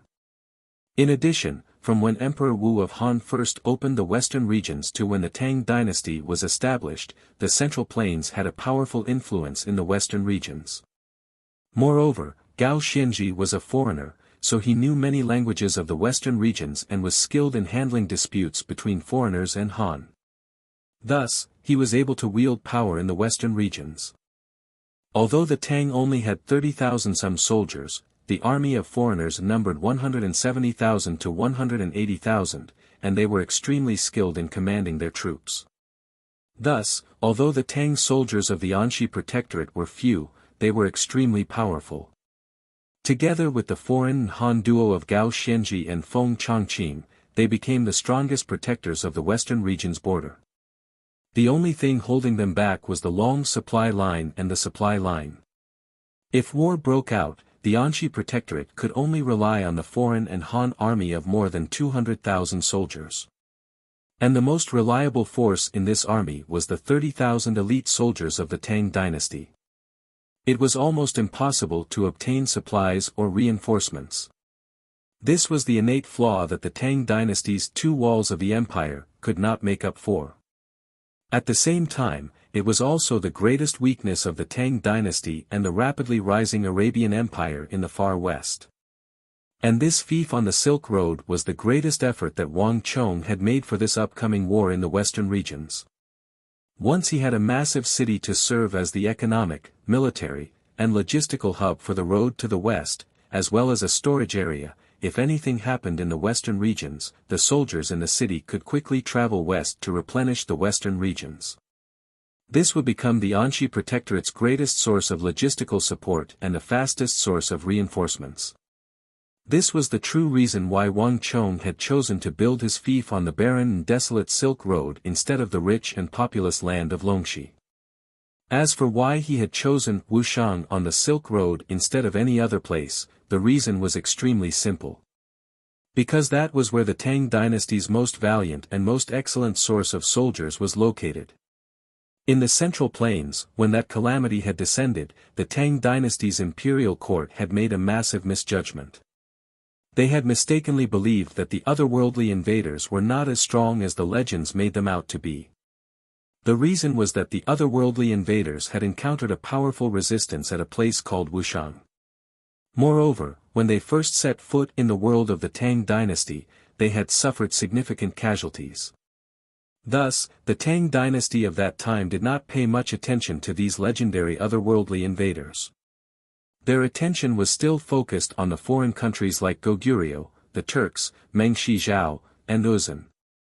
It was only when the armies of the Tang dynasty truly clashed with these otherworldly invaders and were routed like clay chickens and pottery dogs did they realize what it meant to be utterly defeated. Only then did they realize how powerful and terrifying these otherworldly invaders were. Later on, when Wang Chong became the Grand Marshal of the Central Plains, He gathered all of the remnants of Wuxiang's army, forming a total of 6,000 men. After further training, they became the most elite, powerful, ferocious, and loyal troops under Wang Chang's command. They were known as the strongest Wuxiang steel cavalry of the Central Plains. Regardless of whether they were mounted or dismounted, these Wuxiang steel cavalry possessed extremely powerful fighting prowess. Moreover, the meridians of the Wuxiang steel cavalry were unique. They were born to cultivate martial arts. Even the renowned Tongluo tribe couldn't compare to them in this aspect. It was a pity that by the time Wang Chong noticed, there were only 6,000 Wuxiang steel cavalry left. Wang Chong had asked around. At the peak of Wuxiang steel cavalry, it was said that there were 50,000 people in the village. Even after deducting the women, the elderly, and the children, there were still over 30,000 able-bodied men. It was a pity that these people had all died in battle when the otherworldly invaders invaded the south. This was the deepest regret in Wang Chong's heart back then.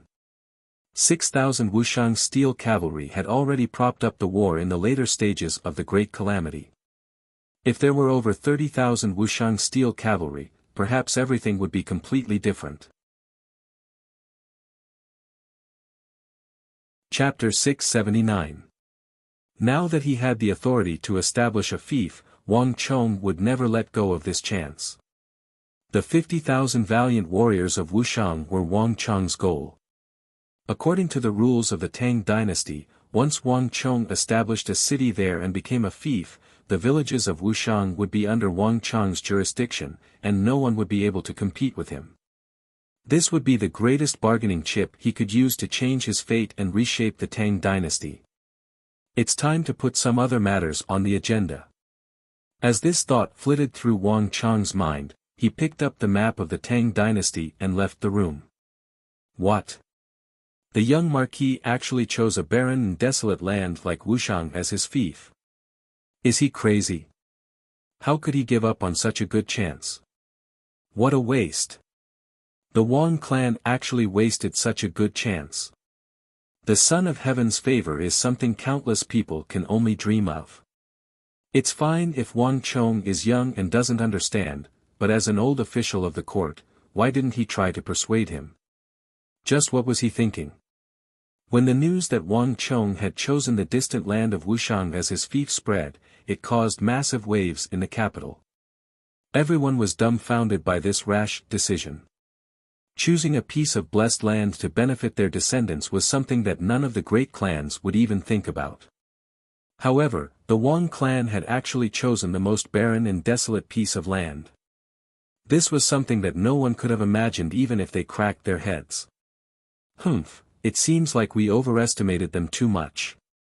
Since the Wang clan has chosen Wuxiang, let's notify the Bureau of Revenue and have this matter be settled as quickly as possible.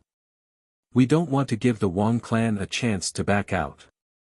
When the news reached King Qi, he was at first stunned, and then he sneered. It was rare for the Wang clan to make such a low-level mistake, so he would not let it go so easily. Settling this matter as quickly as possible was the best response to the Wang clan. However, Prince Qi's complacency did not last long. Once the Ministry of Revenue's approval was granted, the situation quickly reversed. News quickly spread through the capital that the young marquis had chosen Wuxiang as his fief because he had his eye on the Silk Road to the west.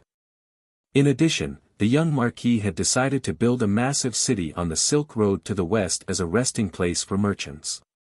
He wanted to build inns, restaurants, and tea houses there, as well as store a large amount of supplies for the merchants. At the same time, he would provide them with assistance and necessary protection. As the news spread, it caused a huge sensation in the capital. The first to react to this news were the vast number of merchants in the capital. All the merchants from the western regions, the Abbasid Caliphate, and Karak-Spazinu swarmed to the Wang family residence, asking for information on that city, when it would be built, how big it was, where it was located, what supplies it could provide. These were all things that they were concerned about. The Silk Road was an important route for communication between the East and the West. There was an enormous amount of wealth flowing through it that was difficult to estimate. The degree of its richness was known to all the countries, and there was no one who didn't know about it. But the endless trade routes and the bandits and brigands that could never be eliminated were always a pain in the hearts of all the merchants. Thus, the news that Wang Chong was planning to build a city on the Silk Road immediately attracted the attention of all the Hu merchants in the capital. They were also the ones who were most concerned about this matter. If there was a city that could provide supplies and also provide protection against bandits and brigands, all the Hu merchants would be happy to see it happen and would be willing to give it their full support. More news began to spread. On the same day that the Bureau of Revenue approved the proposal, one of the wastrel scions of the capital said that Li Yi had already given the 3 million taels of gold that the Holy Emperor had bestowed upon him to the master architect of the Bureau of Works, Zhang Shouji, who had once constructed the imperial palace, and had him put in charge of this matter. And Zhang Shouji had already ordered his trusted disciples to begin recruiting manpower throughout the city. That wastrel scion had only learned of this news because he had a good relationship with one of Zhang Shouji's trusted disciples. As for the Wang clan and Zhang Shouji, they were still in a state of lockdown. More news quickly spread. The young marquis had already issued an order to the great clans of the capital. The Wang clan was not prepared to monopolize the fief on the western road. The Wang clan was willing to open the construction of all the cities, inns, and restaurants in the city to all the great clans of the capital so that everyone could share in the enormous profits of the Silk Road. This news was like a stone thrown into a lake, and all the great clans of the capital went into a frenzy. No one dared to imagine just how rich the profits of the Silk Road to the west were, especially since the city that Wang Chong was about to build was the only fief on the Silk Road. No one could compete with him. This was truly a unique business. If Wang Chong was willing to open this business to everyone, the great clans would reap unimaginable profits. Moreover, unlike ordinary business, this was not a business that could be cut off. If they could participate, all the great clans would be able to obtain an endless stream of profits. No great clan could refuse this proposal. Once Wang Chong opened the door, all the great clans would rack their brains and fight over it until their heads bled. And Wang Zhen's stance was quickly made clear. Wang Chong had given his fief to Wuxian, obtaining his full support. Moreover, Wang Zhen had also announced that Wang Chong's decision was the decision of the entire Wang clan. And the entire Wang clan would give its full support to Wuxian's construction of a city. This final statement was the final word, instantly making the matter of Wuxian's construction of a city the center of attention of the entire capital. Many clan heads even personally came to visit the Wang clan with treasures. With this, the greatest obstacle to Wang Chong's construction of a city was resolved. Sai, I'll leave this matter to you. No matter what, I need you to do your utmost to recruit, persuade, and subdue the people of Wuxian. In the study, Wang Chong and Li Sai stood across from each other. Wang Chong took out a token from his waist and handed it to Li Sai. This is my marquee token. Take it. When necessary, you can transfer soldiers from the Qixi Protectorate, Biting Protectorate, or any of the surrounding armies to cooperate with you. The people of Wuxian revere strength, but it's very difficult to subdue them with brute force alone. Thus, you need not only strength, but also wisdom and etiquette to obtain victory. Yes, this general will go. A hint of confusion flickered through Li Sai's eyes, but he quickly clasped his fist and bowed.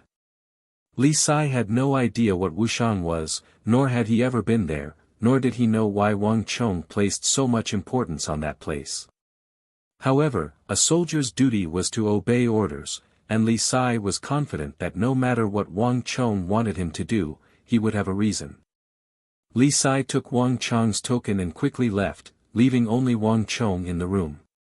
All was quiet, and Wang Chong's eyes flickered with a pensive light. The people of Wuxian revered strength and would not easily submit to others. Otherwise, no one would have been able to subdue them after so many years, and so many people wouldn't have died in the struggle against the otherworldly invaders. However, Wang Chong was not too worried about Li Sai. After all, Li Sai was the future invincible general. He could rely on his bravery to change the course of a war, and he could also rely on his charisma to win over a large number of people. For a person who wasn't very proficient in the art of war and battle formations to be able to single-handedly raise the morale of his troops and turn the tides of a large-scale battle, there was only one person in the entire Central Plains who could do this. If even Li Sai could not subdue the people of Wuxiang, then it was even more impossible for others to do so. Next, I should think of a way to build that city. This thought flashed through Wang Chong's mind, and he quickly returned to his senses. He pushed open the door and walked out of the study. In the main hall of the Wang clan, there was a familiar figure with a ruddy complexion and high spirits. He was currently sitting on an armchair in the Wang clan, leisurely drinking tea. Young master. When he saw Wang Chong walk out, Zhang Shouji almost scalded his tongue. He hurriedly put down his teacup and stood up. You've been waiting for a long time. As Wang Chong spoke, he walked over and gestured for Zhang Shouji to sit down, and then he sat down across from him. I heard that young master was receiving guests, so I told them not to disturb you. I didn't think that young master would come before I could even notify him. Zhang Shouji smiled as he sat back down. Quite a few great clans have come to seek you out recently, right? Wang Chong picked up another teacup and took a sip. Thanks to young master, everyone has their eyes on that thief on the Silk Road, wanting to get a piece of the pie. I've counted them, and almost 80% of the great clans in the capital have come to seek me out. All sorts of treasures, pearls, agate, corals, and jadeite have made my hands go soft. As for the remaining 20%, most of them don't have enough strength and know that they can't compete with the other clans, so they've backed off, so they haven't come. At Wang Chong's words, Zhang Shouji couldn't stop smiling. In his recent time with Wang Chong, the matter of the Silk Road thief had made him an influential figure in the capital. The number of people begging him with gifts could form a line from the east to the west of the city. When he thought about how he had been ignored, he didn't even dare to imagine this. But, young master, I'm a little afraid of taking in so many people. Young master, please tell me who I should take in and who I shouldn't, and who I should choose. Choose? Why should I choose? Can't I just take them all? Wang Chong chuckled. Taking a pastry from the plate on the table, he put it in his mouth and began to chew as he looked at Zhang Shouji in amusement. Wang Chong's words made Zhang Shouji's eyes widen. For Wang Chong to say that he was going to take everyone's things was something that Zhang Shouji had never even dared to imagine. There were so many great clans in the capital that it was impossible to count. How could the Wang clan repay this favor? If they're willing to give it to us, why shouldn't we take it? And don't worry about us not being able to fulfill our promise. We'll just build the city as big as we take in the money. When the time comes, we'll build many restaurants, inns, and tea houses. Will we still have to worry about not being able to fulfill our promise? Wang Chong chuckled, unconcerned. Chapter 680.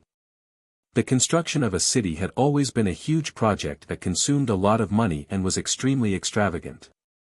As a master architect, Zhang Shouji had been most worried about a lack of funds during construction, leading to the abandonment of the project halfway. But now, the funds he had gathered were more than enough to build quite a few cities. This was no longer as simple as a few 100,000 or a few million taels of gold. For the first time in his life, Zhang Shouji didn't need to worry about funds at all. But this time, not only was he not pleasantly surprised, he was even a little worried for Wang Chong.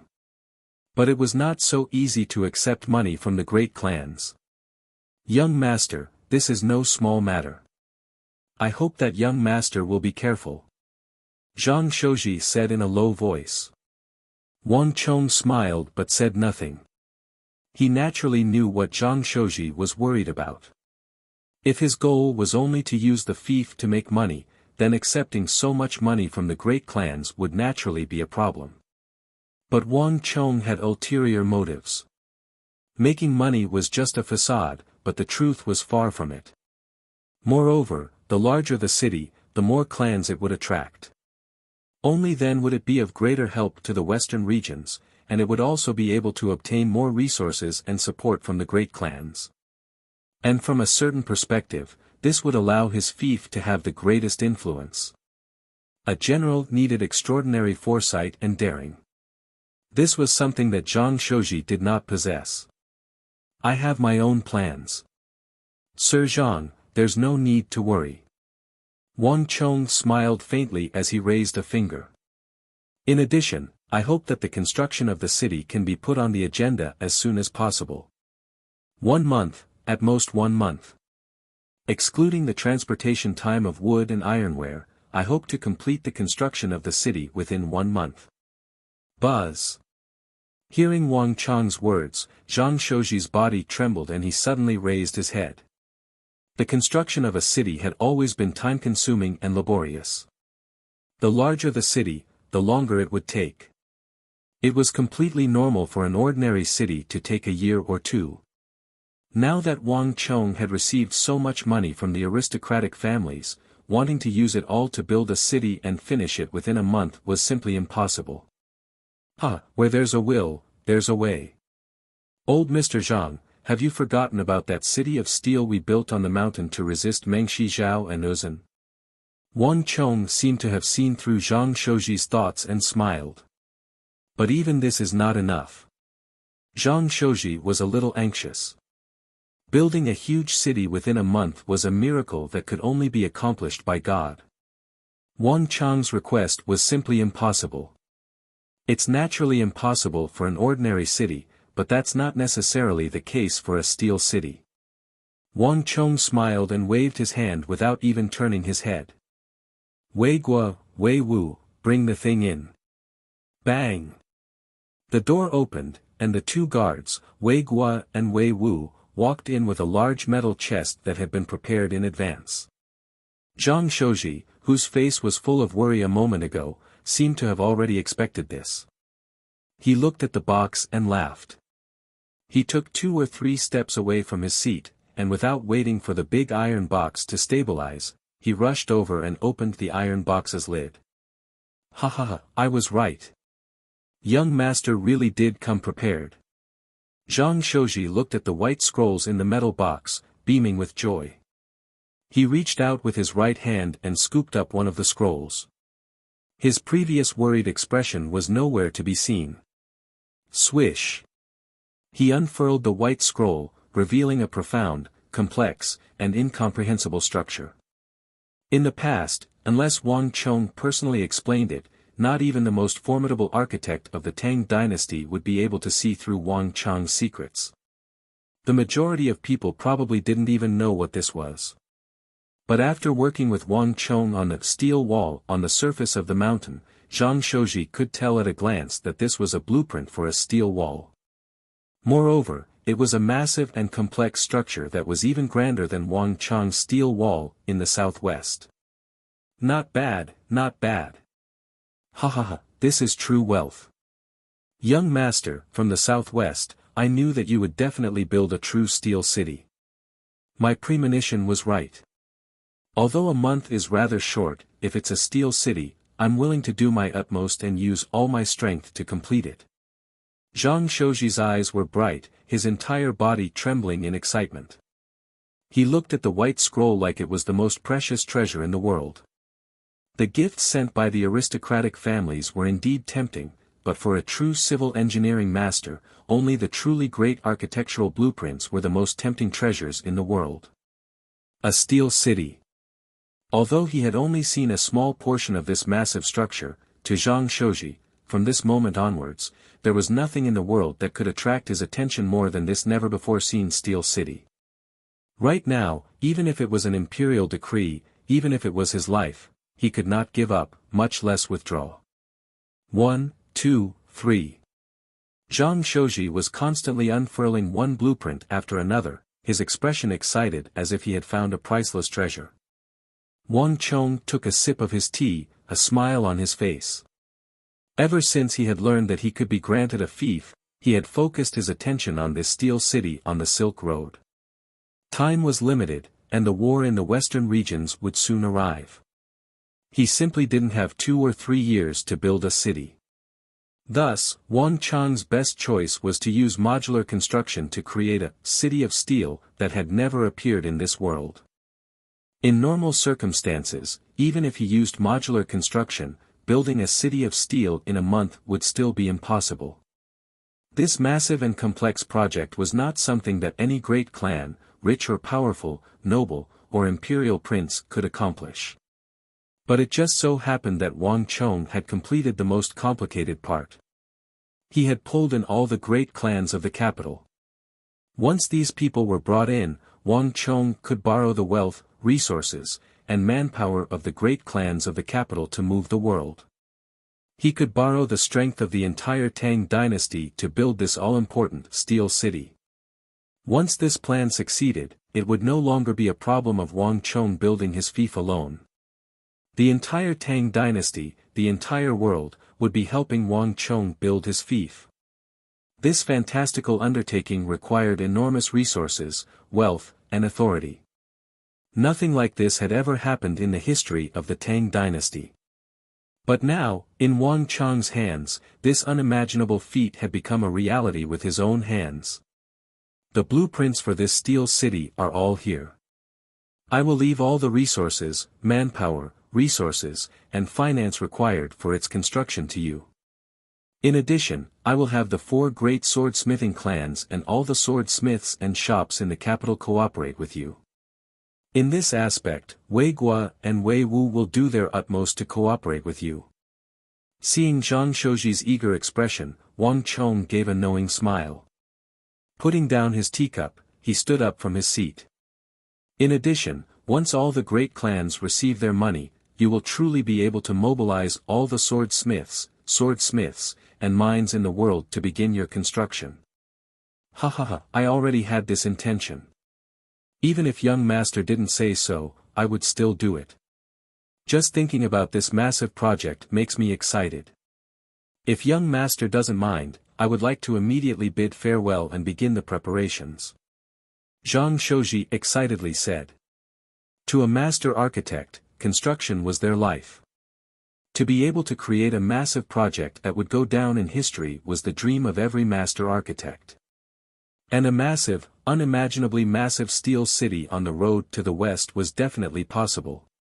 Zhang Shouji quickly left with the chest filled to the brim with blueprints.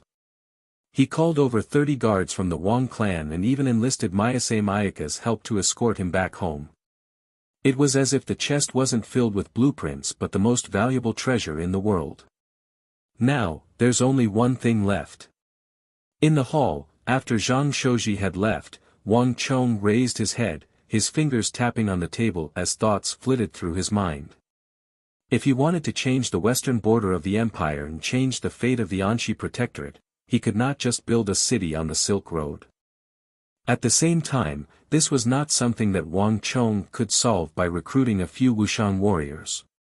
If he wanted to resolve the problem of the Anxi Protectorate once and for all, this was far from enough. In Wang Chong's plan, there was still one last step missing. Out of the city. After leaving his home, Wang Chong boarded a carriage and passed through the streets and alleys, finally passing through the city gate and into a mountain outside the city. Amidst the boundless mountains, a flat, man-made mine stood at the foot of the mountain. The periphery of the mine was heavily guarded. Countless well-armed soldiers were guarding the outside of the mine. Wang Chong's promotion to Marquis was a major event for the entire Wang clan. In order to celebrate, the entire Wang clan had sent gifts. These soldiers had all been sent over by the old subordinates of Wang Chong's grandfather. They had all been carefully selected, warriors of extraordinary strength and extremely reliable. And the latter was what he valued the most. Young master. Upon seeing Wang Chong appear, figures hurriedly emerged from the mine, strode to Wang Chong's carriage, and bowed. Jingdian, there's no need to be so courteous in front of me. Wang Chong waved his hand and stopped him, his gaze quickly turning to the mine. How are the preparations for the matter I arranged coming along? Reporting to young master, all the lime and clay have been prepared. In addition, according to young master's orders, we have gathered a large number of masons and had them prepare the materials. Zhao Jingdian respectfully said. Take me to take a look. Wang Chong said.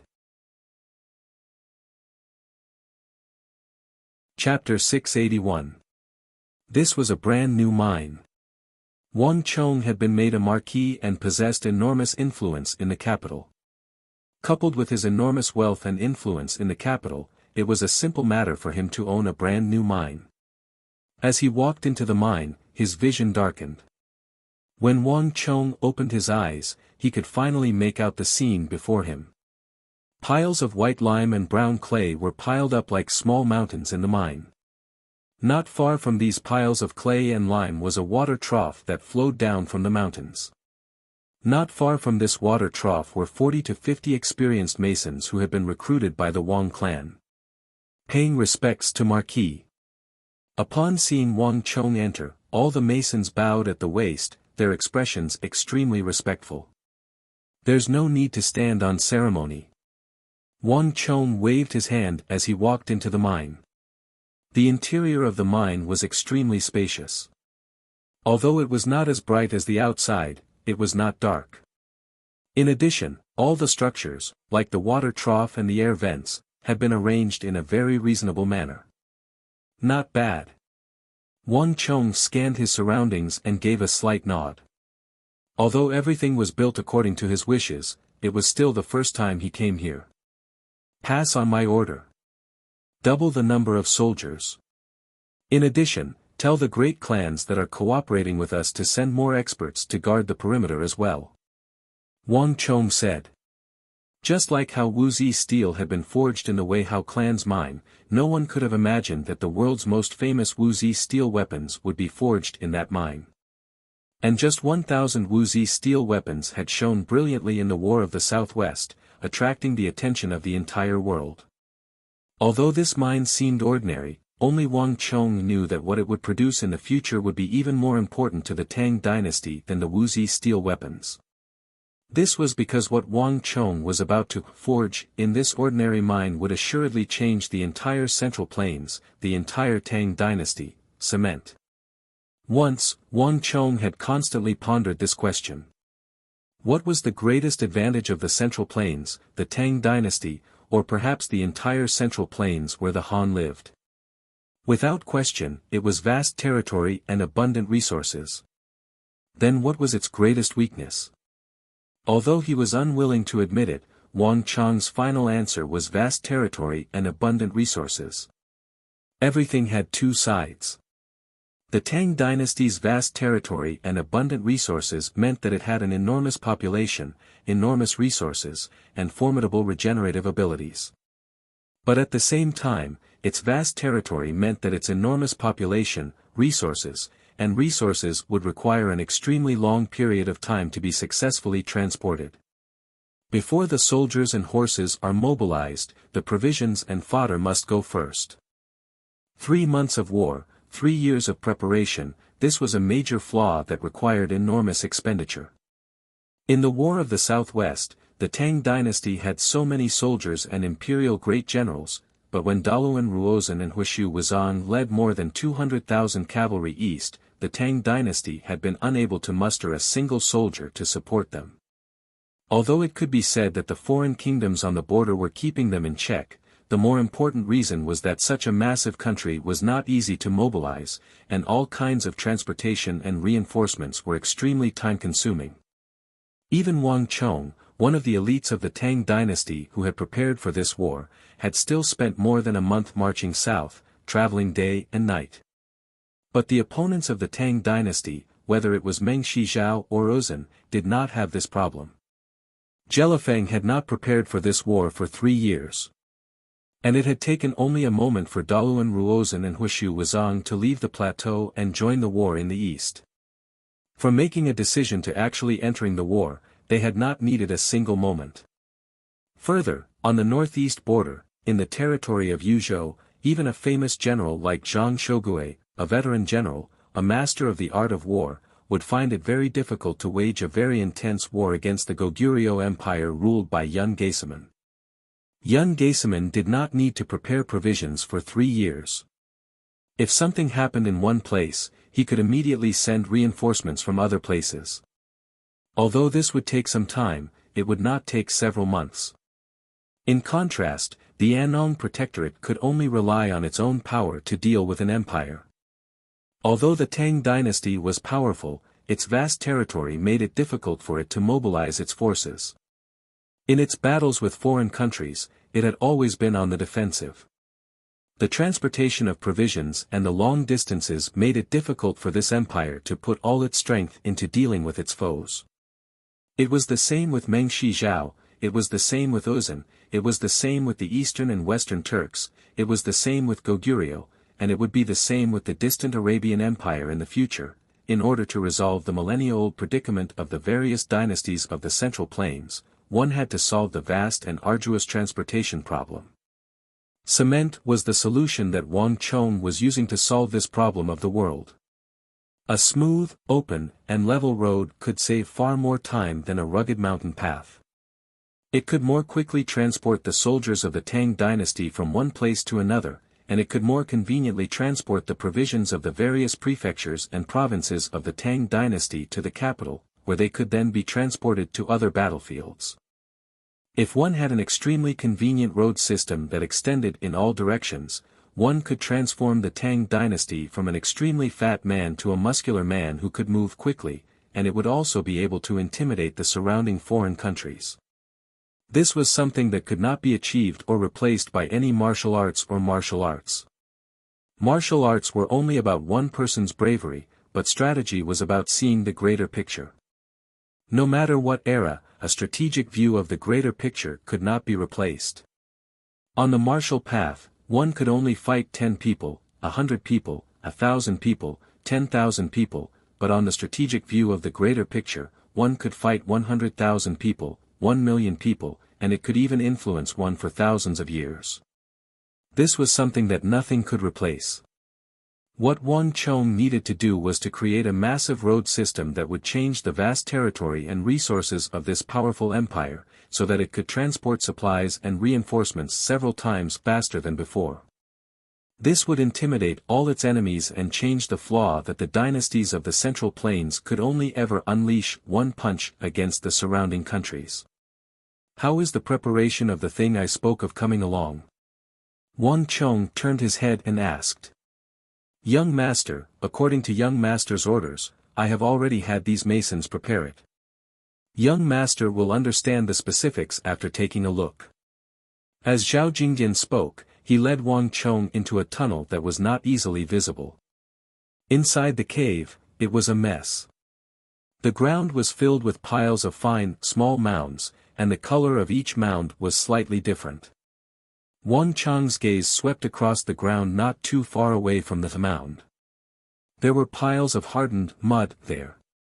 Young master, according to your instructions, I've already asked the masons to mix lime and clay according to different proportions to make different kinds of slurries. However, the results are still not satisfactory. Young master, you'll understand after taking a look. Zhao Jingdian said. Although he did not understand why Wang Chong, as a scion of a clan of ministers and generals, the young marquis of the Tang dynasty, was so highly regarded by the Holy Emperor, that he clearly had more important matters to attend to, why did he place so much importance on this insignificant mud, even digging a mine outside the city for him to handle? But Zhao Jingdian was well aware that Wang Chong never spoke without thinking.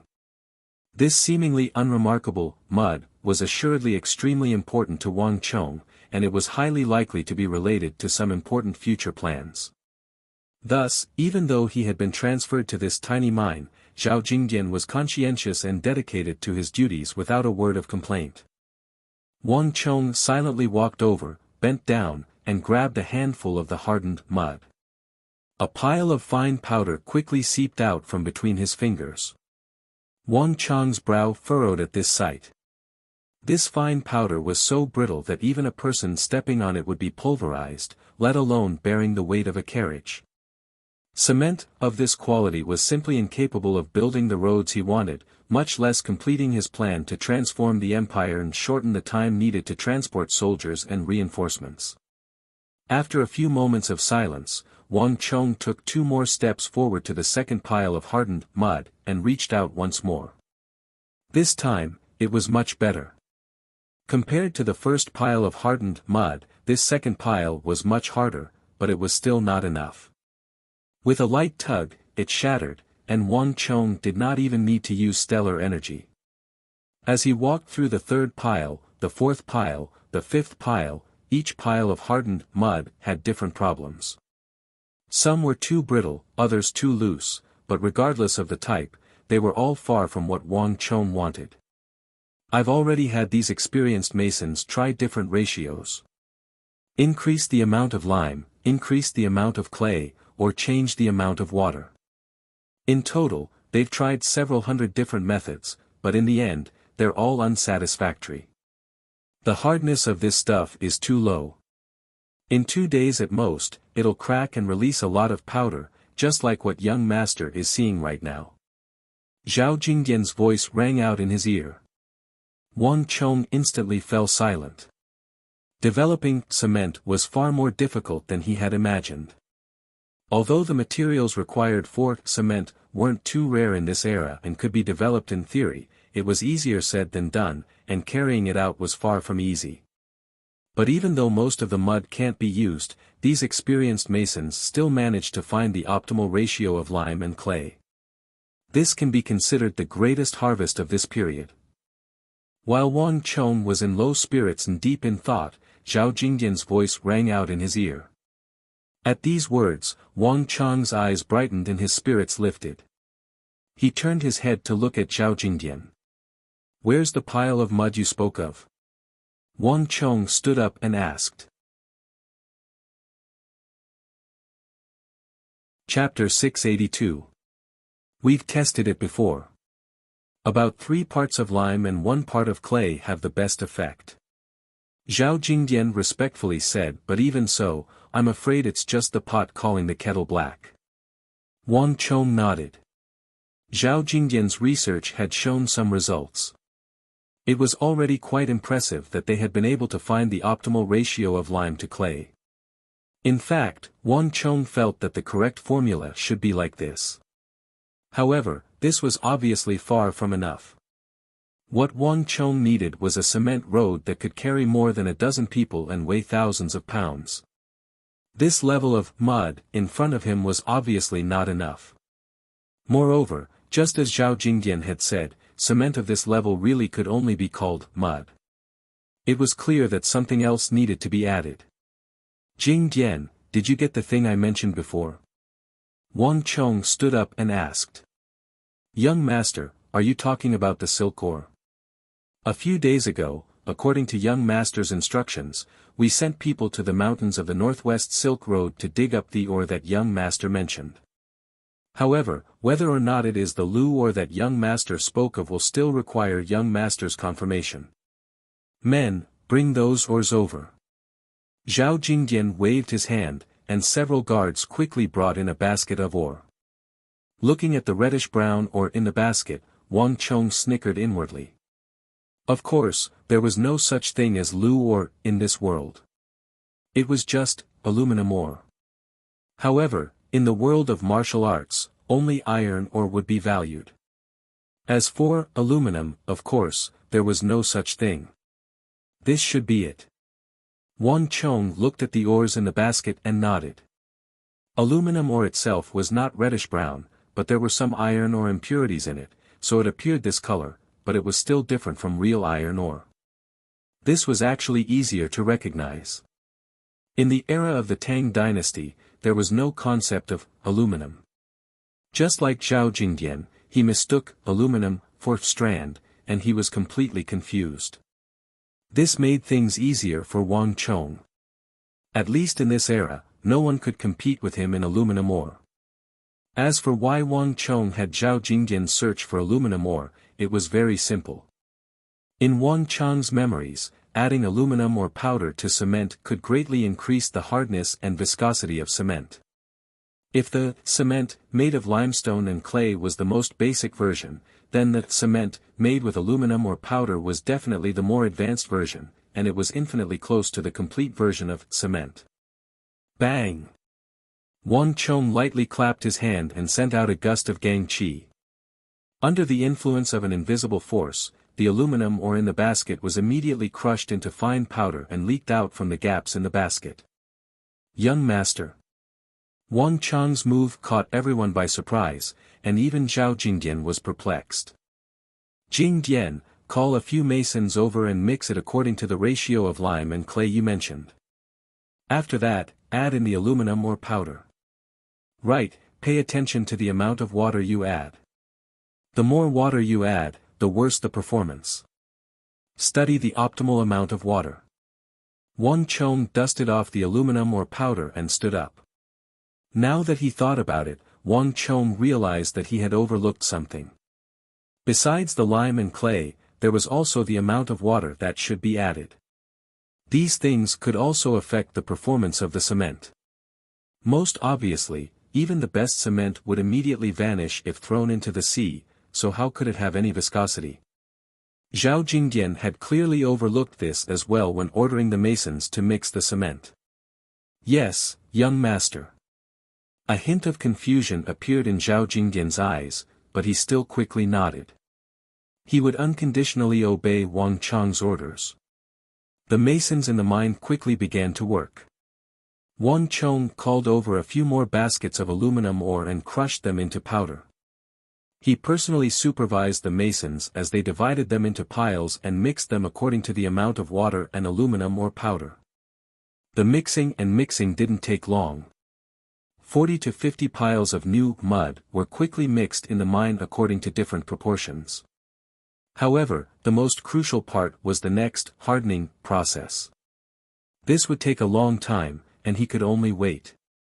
There was nothing else he could do. Wang Chong was clearly very patient, standing in the mine and waiting, showing no signs of impatience. This cement that could change the fate of the empire was no less important to Wang Chong than to the city of steel, perhaps even more so. An hour later, young master, it's done. A chief mason stood in front of Wang Chong and respectfully said. Wang Chong nodded and gestured to a foreman. He walked over and grabbed the first pile of hardened mud. Then, he immediately turned his head around with excitement on his face. Incredible! Young master, good news. With the addition of the cement powder, the cement has become several times harder. The foreman's entire body trembled in excitement. The masons in the mine also became excited at these words, and they began to gather around. During this period of time, they had been surrounding this mud every day, but basically all of their experiments had failed. But now that they heard that the cement had become much harder, how could they not be excited? Young master, this is good stuff. With this cement, it'll be much easier to cultivate in the future. The experienced foreman grabbed a handful of hardened mud, and placed it in front of Wang Chong, his face brimming with hope. At this moment, he immediately realized the enormous use of this material in construction. But to his surprise, Wang Chong's brow creased. They might be satisfied with this kind of cement, but for Wang Chong, it was far from what he wanted. When the foreman grabbed a handful of cement from the pile, it meant that the experiment had failed. Although the hardness of this cement had been greatly improved, it was still far from the cement that Wang Chong wanted. If it could be grabbed with both hands, how could it withstand the force of a carriage that weighed thousands of kilograms? Try the next pile. Wang Chong's words interrupted the excited crowd. Then the second pile, the third pile, the fourth pile. As the amount of aluminum or powder increased, the hardness of the cement also increased. After the fifth pile, it could no longer be pulled with both hands. In the mine, the crowd was excited at first, but as they watched the cement get harder and harder, and its performance became better and better, they became speechless. A while ago, they had all been wondering what use this meaningless cement would have, but now, none of them could say anything. The scene that Wang Chong had displayed before them was an unimaginable miracle to these masons who had spent their entire lives working with bricks and wood. No one had expected that the young Marquis of the Great Tang, other than his ability to strategize on the battlefield and his astonishing mastery of the art of war, would also possess such inconceivable abilities in construction. Lime and clay were both extremely ordinary objects, but in the hands of the young Marquis, they were no less than stones. Amongst all the ingredients, the only special one was probably the blue ore that the Marquis had obtained from who knows where. Slowly, all the masons began to feel a deep reverence for the youth next to them. Unlike Wang Chong's military arts, Wang Chong had conquered them in their field of expertise. "Young master, try it. This pile of cement is the hardest and can withstand around 800 Jin of force. Other than martial artists, ordinary people should find it very difficult to destroy." With a resounding voice, a muscular and fully armored guard strode over and stopped in front of Wang Chong. Buzz! The surrounding crowd gasped in shock at the guard's words. Although they had made it themselves, even these masons found it hard to believe that it could withstand 800 Jin. This was no longer something that could be described as mud. Because no mud could reach this level of hardness. This was similar to stone. In that instant, everyone in the mine turned to look at Wang Chong. Even Zhao Jingdian's eyes widened. He had been in the mine for a very long time, but he had never imagined that Wang Chong would be able to raise the hardness of this meaningless mud to this level. 800 Jin is about right. Wang Chong smiled and nodded in satisfaction. 800 Jin meant that a muscular man would be incapable of doing the slightest damage to this mud. This was already close to the requirement that Wang Chong had for cement. Although this hardness was still far from the several thousand Jin that Wang Chong wanted, roads had never been paved with pure cement. With cement, river sand, gravel, and some steel bars, this road can completely withstand several thousand Jin of force without being damaged. Wang Chong looked at the nearby pile of cement, a faint smile on his lips. Now that he had made the true cement formula, he could officially begin his plans. He would open up mountains and mines on a large scale, purchase large quantities of lime and clay, excavate large quantities of aluminum ore, scour for large quantities of river sand, gravel, and order the various swordsmithing clans, sword shops, and swordsmiths to forge large quantities of steel bars. With these things, he would truly be able to construct a massive, developed, and convenient transportation system in this world. Although the future Tang dynasty would be vast, it would be able to quickly respond to the changes on the borders. This was a major event that would change the course of the Central Plains for the next several thousand years. Buzz! As this thought flitted through his mind, Wang Chong's mind began to rumble, and a familiar voice resounded in his ear. Congratulations to user for unlocking the mission Empire's Fury. The crisscrossing roads are like the veins of the earth, rushing over the land. But the swollen structure, the vast expanse of the land, have troubled this massive and ancient empire, causing it to slumber like a lion. But one day, when the lion awakens, it will unleash a heaven-shaking fury that will pierce through everything. Congratulations to user for developing cement and unlocking the first step of the Empire's Fury, the Fury of the Road. Cement is a weapon that can change the fate of the Empire. User is specially rewarded with 1000 points of destiny energy. Chapter 683. Wang Chong was stunned, and then a faint smile appeared on his face. After completing the War of the Southwest and advancing from Trial of Destiny to Controller of Destiny, this was the first time Wang Chong had received a reward from the Stone of Destiny. Although Wang Chong had already obtained quite a few points of destiny energy, 1000 points of destiny energy was still no small sum. I'll keep these points of destiny energy for now. In the future, once I understand the mysteries of the body, energy, and techniques, I'll exchange for them one by one and find the most suitable way to use them. Wang Chong quietly said to himself. After becoming a controller of destiny, the Stone of Destiny had unlocked new rewards. However, Li Yi still had not figured out what they were, so he had not casually exchanged for them yet. Alright. Everyone participating in the operation will be rewarded with 300 taels of gold. Jingdian, I'll leave the rest to you. Yes, young master. After taking care of everything, Wang Chong quickly left the mine. When the news that Wang Chong was collecting river sand, gravel, lime, and clay on a large scale to build roads arrived, it once more caused a stir in the capital. The Wang clan was currently the center of attention in the capital, wielding an extraordinary amount of influence. At the juncture of the fief, Wang Chong's actions were even more attention-grabbing. In the Tang dynasty, repairing roads and bridges was no big deal. All the rich and powerful would do this sort of work, but when Wang Chong's actions were accompanied by enormous wealth, everything changed.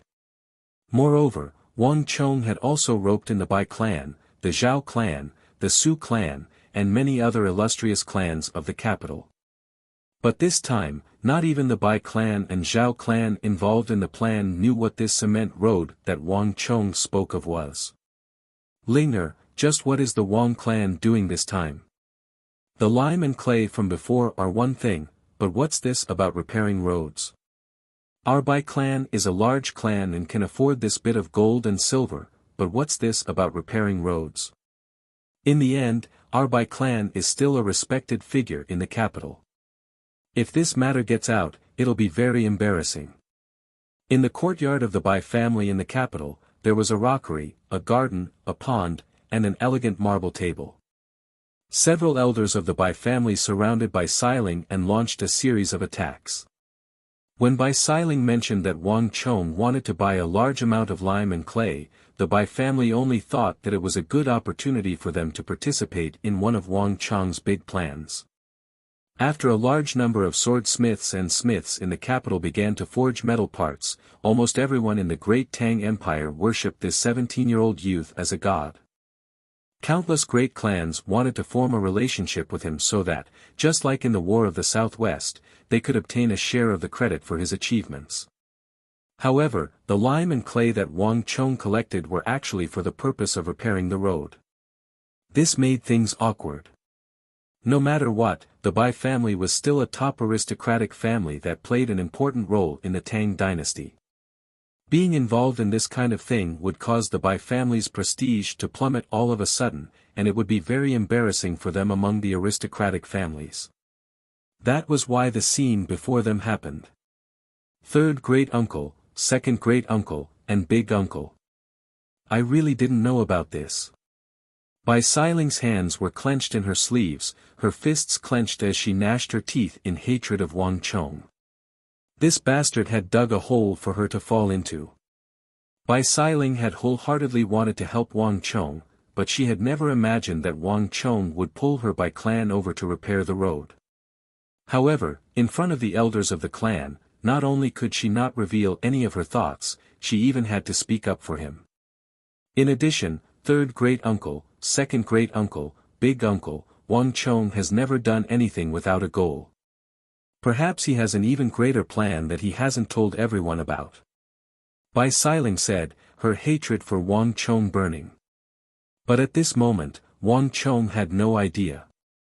Outside the capital, in the Kunwa training camp, the mountains and plains were filled with cheers of Wang Chong. Young master, we're currently in the Kunwa training camp, and hundreds will answer our call. Who knows how many students want to join our deflecting blade manor? In this period of time, I've already received 6,000 or 7,000 applications. I can't look at all of them by myself, so I've already found quite a few people to help me. On the summit of Deflecting Blade Manor, a banner flapped in the wind. Beneath the banner, Wei Yanfang and Wang Chong stood side by side, looking down the mountain. Upon learning that Wang Chong had returned to the Kunwa training camp, a sea of people had gathered around Deflecting Blade Mountain, all of them coming to welcome Wang Chong. From time to time, one could even hear the voices of the young Marquis and the Empire's 8th general in the crowd. The Tang dynasty's 3 great training camps were Longwei, Shenwei, and Kunwu. Originally, Kunwa training camp had been the least prestigious, but because of Wang Chong, it had become the most prestigious of the three great training camps. Even many of the scions and nobles were no longer going to Longwei or Shenwei, but to Kunwa training camp. This is a good thing. Isn't this exactly what we've been hoping for? Wang Chong held his hands behind his back, his sleeves flapping in the wind as he smiled. The current Wang Chong was very different from before. Every movement of his exuded an invisible might, a free and unrestrained dignity and bearing that could make others submit to him. But now is the time for the brothers of the academy to go out and temper themselves. Wang Chong said. The Kunwa training camp in this life was vastly different from the one in his previous life, and its influence was far greater than the one in his previous life. Wang Chong had already skimmed through the list of names that Wei Anfang had sent over. Many of the famed generals that had appeared in Longwei and Shenwei had begun to appear in Kunwa training camp. However, they could no longer wait for a calamity to allow them to mature. What Wang Chong needed to do now was to have them mature as much as possible before that calamity arrived. This was also the primary reason he had returned to Kunwa training camp. I've already made the arrangements. This is the first list. As Wang Chong spoke, he took out a white letter from his sleeve and handed it over.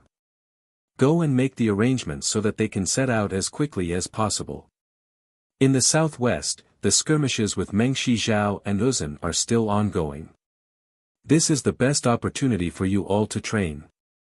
In addition, I've also talked to the people in the north. Although An Sishan has a problem with me, it's impossible for him not to give face to the King of Song. You all can still be taken care of there. Wang Chong indifferently said, his words imbued with the vigor of one who could judge the world. The time had come. Now was the best time to start training. Wang Chong had already gathered too many famed generals in Kunwa training camp. Normally, they would need that great calamity to grow. However, it was not necessary now. With the power and influence of the Wang family and the King of Song, as well as the limelight of him being recently conferred the title of Marquis and becoming the Emperor's disciple, Wang Chong was confident that he could send them to every corner of the Tang dynasty and give them the fastest growth. Sun Bufan will definitely be overjoyed if he knows. This is something he has been dreaming of. Wei Anfang only lowered his head to look at the letter in his hand and immediately smiled. Sun Bufan's name was on the paper, and he was ranked first. Wei Anfang had always been in deflecting blade manner, so he was well aware of the influence of Wang Chong's achievements in the southwest. Right now, all of deflecting blade manner, including the Kunwa training camp, were eager to learn from Wang Chong and go to the border to establish a career. Anfang, seeing how excited you are, if you want, I can also arrange for you to go to the border to gain experience. Wang Chong suddenly smiled. Young master, please don't. I don't want to establish a career. I just want to stay by young master's side. Hearing Wang Chong's words, Wei Anfang hurriedly waved his hands, a look of fear on his face. If you don't want to go, then don't go. Look at how frightened you are. Wang Chong shook his head and laughed. Seeing that Wang Chong had seen through him, Wei Anfang's expression turned serious.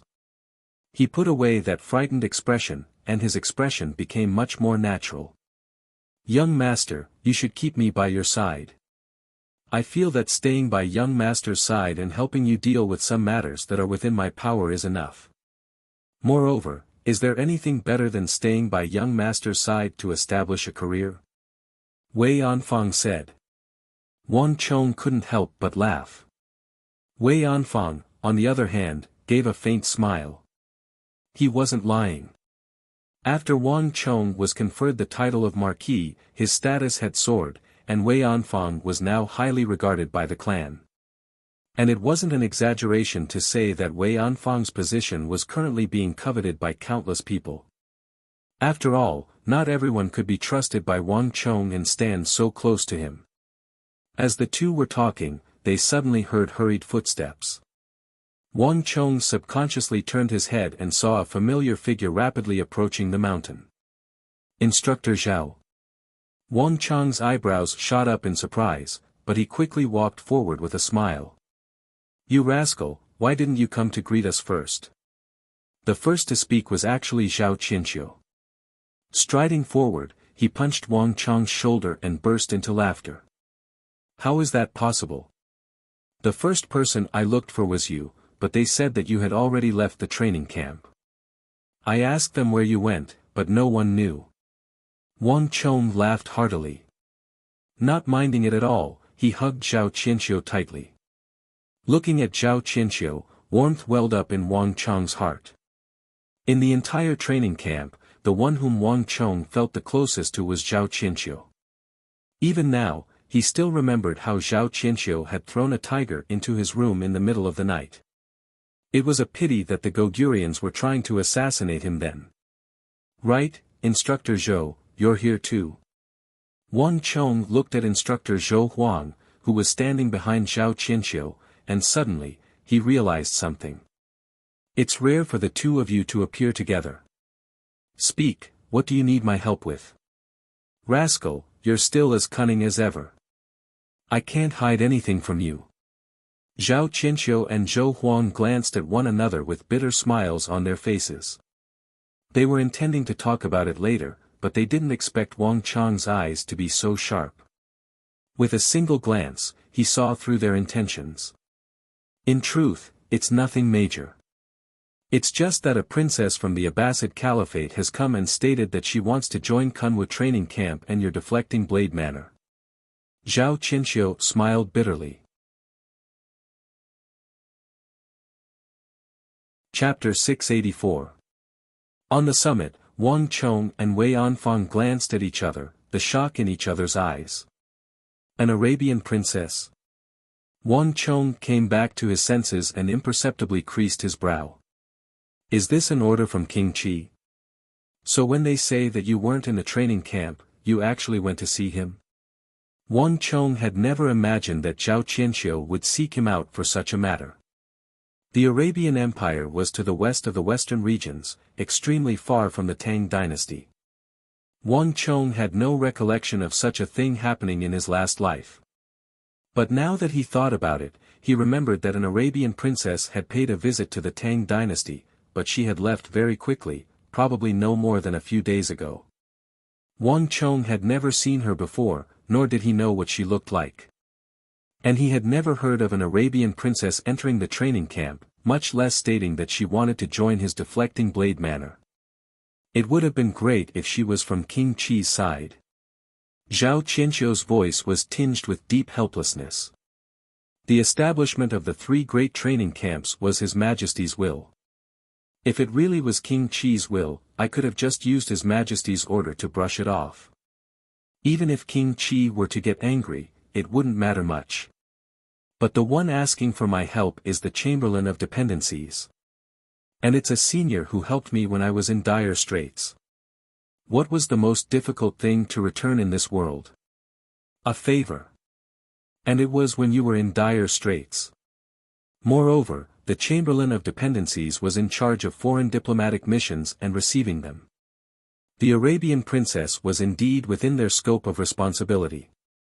The Chamberlain of Dependencies naturally had to do its utmost to satisfy the other party's request. In this aspect, the Chamberlain of Dependencies was doing this for the sake of the imperial court and the Tang dynasty. Zhao Qianqiu found it very difficult to refuse such a request. Wang Chong, if it's too difficult, then forget it. At worst, I'll just explain it to that senior. Zhao Qianqiu said. Difficult? Why should it be difficult? Wang Chong glanced at Wei Anfang and smiled. It's rare for an Arabian princess to want to join our deflecting blade manner, so why should we refuse? Anfang, you've probably never met an Arabian princess before. No. Wei Anfang smiled faintly. There was not much change in his expression. The Arabs are completely different from us. They have hooked noses and deep eyes, but their women are extremely beautiful. The Arabian princess must also be extremely beautiful. Wei Anfang said this, but the expression in his eyes was the complete opposite. Now that he was standing by Wang Chang's side, he was slowly being valued by the family.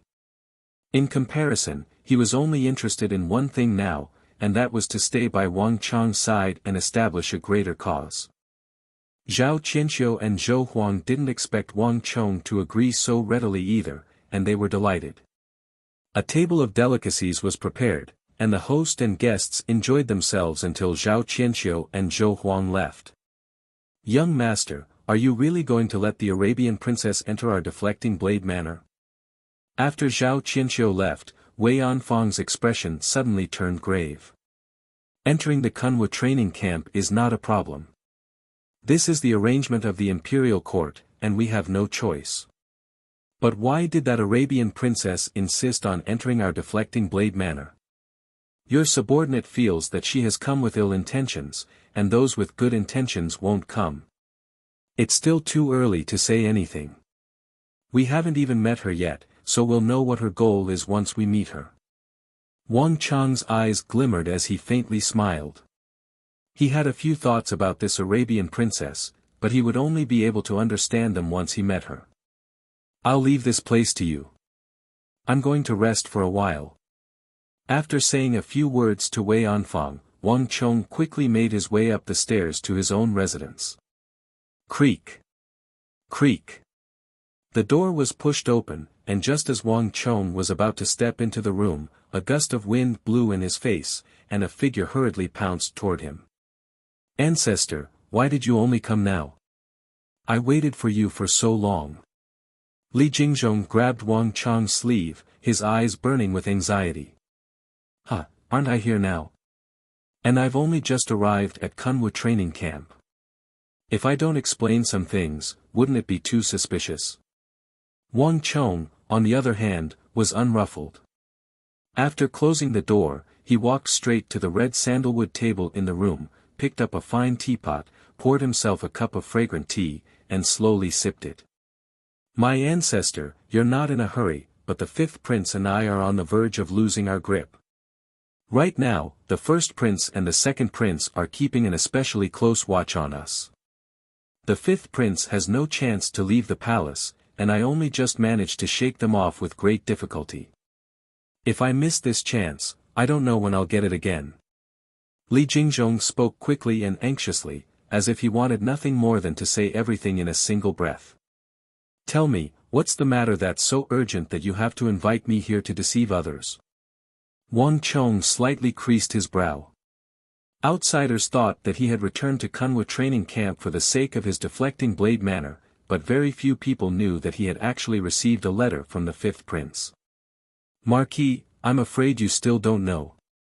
You look calm on the outside, but the inside of the palace is already in chaos. The first prince, the second prince, and the third prince are all trying to win the hearts of the people and rope in the officials and generals. If the first prince, the second prince, and the third prince succeed, then the fifth prince really won't have any chance. But this matter is no small matter, and the fifth prince doesn't have much of an opinion either. Thus, he specially sent me to consult Marquis. Now that the fifth prince has finally gained some influence in the palace and some people are willing to submit to his highness, this matter cannot be delayed. Otherwise, they will all be roped in by the first prince and the others." Li Jingzhong's forehead was beaded with sweat. As he spoke, he took out a letter from his sleeve and passed it over. "Marquis, this is the list of names. I ask that Marquis help me see who can be used and who cannot. Marquis has a close relationship with the fifth prince, so I ask that Marquis help me to the end." After saying this, Li Jingzhong deeply bowed. After the victory in the southwest, Wang Chong had been made a marquis and the Son of Heaven had bestowed upon him a courtesy name. The current Wang Chong possessed extraordinary weight in the palace, and he was the fifth prince's greatest pillar of support. This was especially the case last time when he had an audience with His Majesty. All the princes had accused Li Heng of having ulterior motives, for concealing the fact that he clearly knew martial arts. In the end, Li Heng had followed Wang Chong's instructions and smoothly survived this calamity, causing Li Heng to place an extreme trust in Wang Chong. Even Li Jingzhong was envious of this trust, but he did not dare to say anything. Roping in officials. Wang Chang's brow furrowed, but he did not immediately take the list from Li Jingzhong. Li Jingzhong, do you know what you're doing? His Majesty loathes the princes of the palace forming factions. If His Majesty were to learn of this matter, it would be a capital offense. Have all of you forgotten the matters of the previous dynasty? At the end, Wang Chang's expression was stern. In every dynasty, no matter which emperor it was, even the wise Gaozu or Taizong of this dynasty, they all loathed the princes of the palaces forming factions for personal gain. Quite a few princes had been deposed for this reason. Wang Chong had not expected the fifth prince to seek him out for this matter. If this matter was not handled properly, everyone involved, including himself, would be punished. Li Jingzhong, didn't I say that you should properly assist the fifth prince? Speak. Did you instigate this? Wang Chang's voice was harsh, his gaze as sharp as a sword, ready to cut Li Jingzhong in two. Thump. Seeing the killing intent in Wang Chang's eyes, Li Jingzhong's body trembled and he fell to his knees. Marquis, I'm innocent. This really has nothing to do with me. His Highness is slowly gaining attention in the palace and is at a time when he is full of ambition. How could I instigate him? Although it has always been taboo for the princes to form cliques for personal gain, which princes, including the current sage emperor, have been able to do so? Wang Chong fell silent at these words. Li Jingzhong was a treacherous official. Although he was slick and cunning, even Wang Chong could not refute him on this matter. Every dynasty was taboo for the princes to collude with the court officials and the generals at the borders, but how many people could do it? It was just a matter of who hid it better. The current emperor was like this, the late emperor was like this, Emperor Taizong was like this, and all the great and bold emperors in history were like this. And without this boldness, they would not be able to become a true dragon. Marquis, this matter is urgent. I ask Marquis to help His Highness no matter what. Seeing Wang Chang's expression soften, Li Jingzhong immediately raised his head and struck while the iron was hot. Don't be happy too early.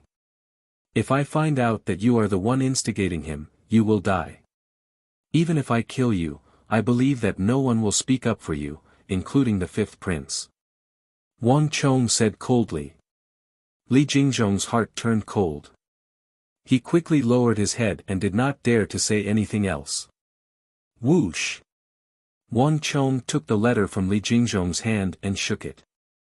He opened it and carefully read it. The atmosphere in the room suddenly became heavy. Although it was only a thin piece of paper, everyone knew that if this letter was leaked, it would inevitably cause a storm of blood in the capital. Who knew how many people would lose their families and their heads would roll? Although Wang Chong spoke casually, his expression immediately became extremely solemn the moment he took the letter. Li Jingzhong lay on the ground, not daring to even breathe loudly. There was a long list of names on the letter. Every single one of them was an important official in the court and held extraordinary weight.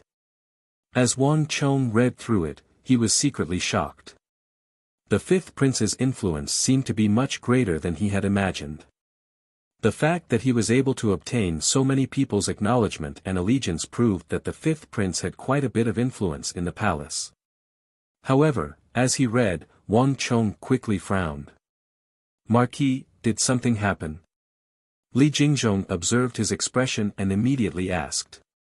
Are the first prince's spies on this list? You're quite smart. Chapter 685. The struggle for the throne had always been the cruelest and most callous affair of all dynasties. It was normal for princes to assign spies to each other to keep an eye on each other, and the dangers involved were not something that outsiders could understand. The slightest carelessness could lead to a horrible death. This was probably why the fifth prince had sought out Wang Chong to advise him. Du Hongjian, Wei Xiaoyu, Cui Yi, Lu Jianjin, Li Han, Wang Chong listed off a long list of names, causing Li Jingzhong's face to wildly pale. What, Marquis, is there a problem with all of these people? Can they not be used? Li Jingzhong had only just handed over this list, but he had not expected so many people to be of no use. But Wang Chang's next words took him by surprise. Tell His Highness that there's basically no problem with these people and that he can use them. As for the others, there's still room for discussion. Wang Chong indifferently said. Ah. Li Jingzhong raised his head and was instantly dumbfounded. He could understand if there was a problem, but how could Wang Chong be so sure that these people could be used? Just do as I say. Wang Chong indifferently said, not even turning his head, but he had seen through Li Jingzhong's deepest thoughts. Li Jingzhong's heart thumped, and he hurriedly lowered his head, not daring to look. Wang Chong naturally knew why these people could be used. Whether it was Du Hongjian, Wei Xiaoyu, or Cui Yi, these people would all be the fifth prince's direct subordinates when he ascended to the throne. These people should not have appeared at this time. In the future, they would only be at Li Heng's side because of various opportunities. But since history had changed and the fifth prince had the heart to raise his own wings, these people could be arranged at fifth Prince Li Heng's side ahead of time. At the very least, in terms of loyalty, there was no problem with these people being of use. In addition, as Wang Chong spoke, he paused for a moment. With a wave of his hand, a weasel hair brush on the brush rack on the table was pulled by an invisible force. With a whoosh, it flew out of the brush rack and touched the ink stone on the table for a moment before it landed in Wang Chong's hand. Tell His Highness that all the people I've crossed off the list are not to be used. Stay as far away from them as possible. Lu Ji, Wang Zheng, Li Yong, no matter how your highness likes these people, you must alienate them as much as possible. In addition, the young craftsman of the army Wei Lan, the vice minister of war Wei Ji. How is it? Li Jingzhong suddenly gathered his courage and raised his head, his eyes full of hope. Humph, does His Highness value them very much? Wang Chong put down the list in his hand, looked down at Li Jingzhong, and sneered. This, Li Jingzhong hesitated. Is it because they're from House Wei? Wang Chong said calmly. Yes. Li Jingzhong knew that nothing could be hidden from Wang Chong and hurriedly nodded. Among the many noble families of the Tang dynasty, House Wei could truly be said to be the #1 noble family. Its status was far above that of House Bai and House Zhao. It was a truly prestigious and invisible noble family. House Wang was known as a noble family of ministers and generals, and Wang Chang's grandfather was a famous sage of the Tang dynasty, highly respected and renowned throughout the world. He had once made great contributions to the throne and supported the country, and the several generations of friendship with the King of Song's lineage made House Wang a colossus in the capital. However, even House Wang could not compare to House Wei. The reason was simple. House Wang had only risen to prominence in the last few decades, while House Wei was an ancient noble family with 400 to 500 years of history. As early as the Sui dynasty, House Wei was known as the #1 noble family in the Sui dynasty. Emperor Wen of the Sui dynasty had been able to smoothly establish the Sui dynasty precisely because he had the help of Wei Shaoquan, the Grand Marshal of the Northern Zhou army. In short, House Wei's foundation was the true #1 aristocratic family. As disciples of the Wei clan, Wei Lan and Wei Ji had significant influence, so it was not strange that 5th Prince Li Heng wanted to recruit them. Tell the 5th Prince that anyone can take this name list, but not Wei Lan and Wei Ji. Wang Chong held the name list in his hand and made a prompt decision. If he wants to hear my opinion, then this is my opinion. Why? Li Jingzhong abruptly raised his head, unable to conceal the shock in his eyes. Humph, are you doubting my judgment? Wang Chong said coldly. His eyes were cold and emotionless. It was hard to change the nature of this vile minister. He had a strong desire for power. However, if he was still a little restless, if he still wanted to play politics in front of him, if he didn't put away those thoughts, then there was no need to wait for the future, he could kill him now. The current Li Jingzhong had not yet established his future contributions to the throne, nor did he have the weight at the 5th Prince Li Heng's side. Even if he killed him now, he would just be killing an insignificant middle-aged eunuch. He was confident that Li Heng would not fall out with him because of this. This lowly one wouldn't dare. Li Jingzhong saw the cold light in Wang Chang's eyes and immediately sensed something. His heart trembled and he hurriedly lowered his head, not daring to say anything else. I can understand that your highness wants to recruit the Wei clan. After all, the Wei clan truly is a clan with extremely deep reserves. However, the Wei clan is the Wei clan, and Wei Lan and Wei Ji are Wei Lan and Wei Ji. I do not want your highness to reject the Wei clan, but Wei Lan and Wei Ji. Wang Chong indifferently said as he held the name list in his hand. Marquis, do you feel that these two aren't very useful? Li Jingzhong probed. You're quite smart. Wang Chong did not deny it. As he looked forward, a hint of reminiscence appeared in his eyes. If he had not intervened, Wei Lan and Wei Ji really might have joined Li Heng's side. Although these two came from the capital's Wei clan, they were rash and skilled at messing things up. In this aspect, they were far less steady and composed than their big brother, Wei Jian. Wang Chong clearly remembered that Li Heng, the master of the resurgence of the Tang dynasty, had taken so long to ascend to the throne because of Wei Lan and Wei Ji. It was precisely because these two weren't good enough at accomplishing anything and were good enough at ruining things that Li Heng, who had escaped a calamity in a future political storm, was implicated by these two, incurring the wrath of the Holy Emperor, who believed that Li Heng had plotted to kill his father and was unworthy of inheriting the throne. As a result, Li Heng's succession to the throne was delayed by at least 2 or 3 years, and to the Central Plains, which lacked time the most, this delay was fatal. No matter how great Li Heng's ambitions were, in the end, he could only die with regret on the dragon throne. When the leader of the great Tang's resurgence, as well as the last emperor, died in Taiji Palace, countless people in the Central Plains wept bitter tears and lamented the loss.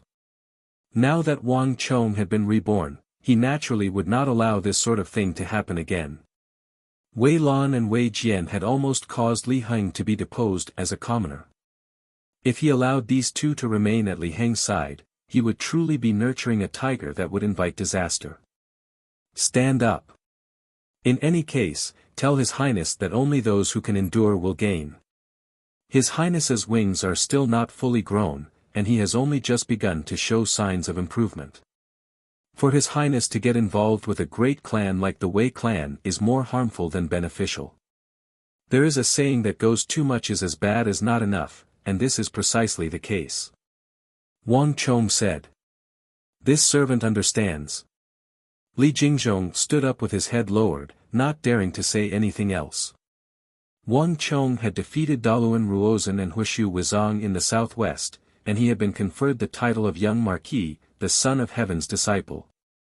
Everyone in the empire, in and out of court, regarded him as a future imperial great general.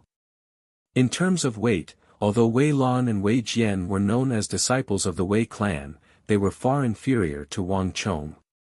This was also why 5th Prince Li Heng regarded Wang Chong with such importance that he would even give Wang Chong a list of subordinates and followers that he wanted to recruit.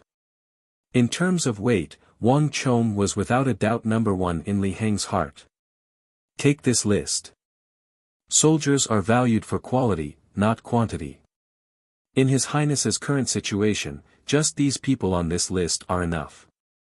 It is not advisable to have too many. Otherwise, His Divine Majesty will be displeased. As Wang Chong spoke, he handed over the list of names that he had corrected. This servant will tell His Highness. Li Jingzhong respectfully replied. Just when Wang Chong believed that he would leave, Li Jingzhong stood in front of him with his head lowered, showing no intention of leaving. What? Is there something else? Wang Chong asked in surprise. Yes. Li Jingzhong clenched his teeth and finally spoke.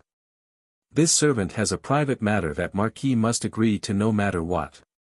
Oh. Wang Chong was surprised. This eunuch was quite bold. Even though he knew that this was a private matter, he still dared to ask for his consent. Marquis, although this is a private request from this servant, it is not for this servant's sake, but for His Highness the Fifth Prince. Li Jingzhong gathered his courage and said. Fifth Prince? Wang Chong was surprised. Speak, what is it? His Highness has recently fallen in love with a woman named Du Jiqi. In private, they exchanged keepsakes and even pledged to marry each other. But Marquis, you know that the descendants of the royal family are different from ordinary people. Whether they take concubines or concubines, they must have His Majesty's approval. They can't pledge to marry an ordinary woman. In the previous dynasty, when the current sage emperor was still young, he once favored a Taichang Luren, causing the previous emperor to be furious. He believed that the Taichang Luren indulged in women and was unworthy of his position, causing him to almost be stripped of his position as crown prince. There are precedents for all of this. His Highness has just started to improve in the palace, but he did such a thing. He is destroying his own wall. Moreover, for the sake of that woman, His Highness has been less diligent in his studies and martial arts recently. Now, even the teachers hired by the Holy Emperor for the princes are quite critical of him. As Li Jingzhong spoke, his face was full of anxiety and unconcealable worry. Marquis, now the only one who can persuade him and make him listen is you. Please help to persuade His Highness no matter what. Otherwise, he will be in big trouble. Chapter 686. Buzz. Wang Chong instantly fell silent, his expression turning grave. He had never imagined that Li Jingzhong would want to talk to him about this matter. The fifth prince lusted after women. How could this be? Li Heng was the future master of the Tang dynasty's resurgence. In Wang Chong's impression, Li Heng was a diligent and conscientious man who wholeheartedly wanted to restore the golden age of the Tang dynasty. There was no way he was someone who lusted after women. But what shocked Wang Chong the most was the name that Li Jingzhong had uttered, Du Jiqi. How could it be her? Wang Chong narrowed his eyes as these thoughts flitted through his mind. Wang Chong rarely remembered the name of a woman, especially one that he had never met before. But the name of Du Jiqi was definitely familiar to Wang Chong. In truth, there were very few people in Wang Chong's memories who did not know of this woman. This woman had once caused a prince of the imperial palace to be deposed by the Holy Emperor, and the reason for this was that he had indulged in women and neglected his studies. And this was not the end. After the investigation, it was discovered that the woman that the prince deeply loved was a spy sent by another prince of the imperial palace.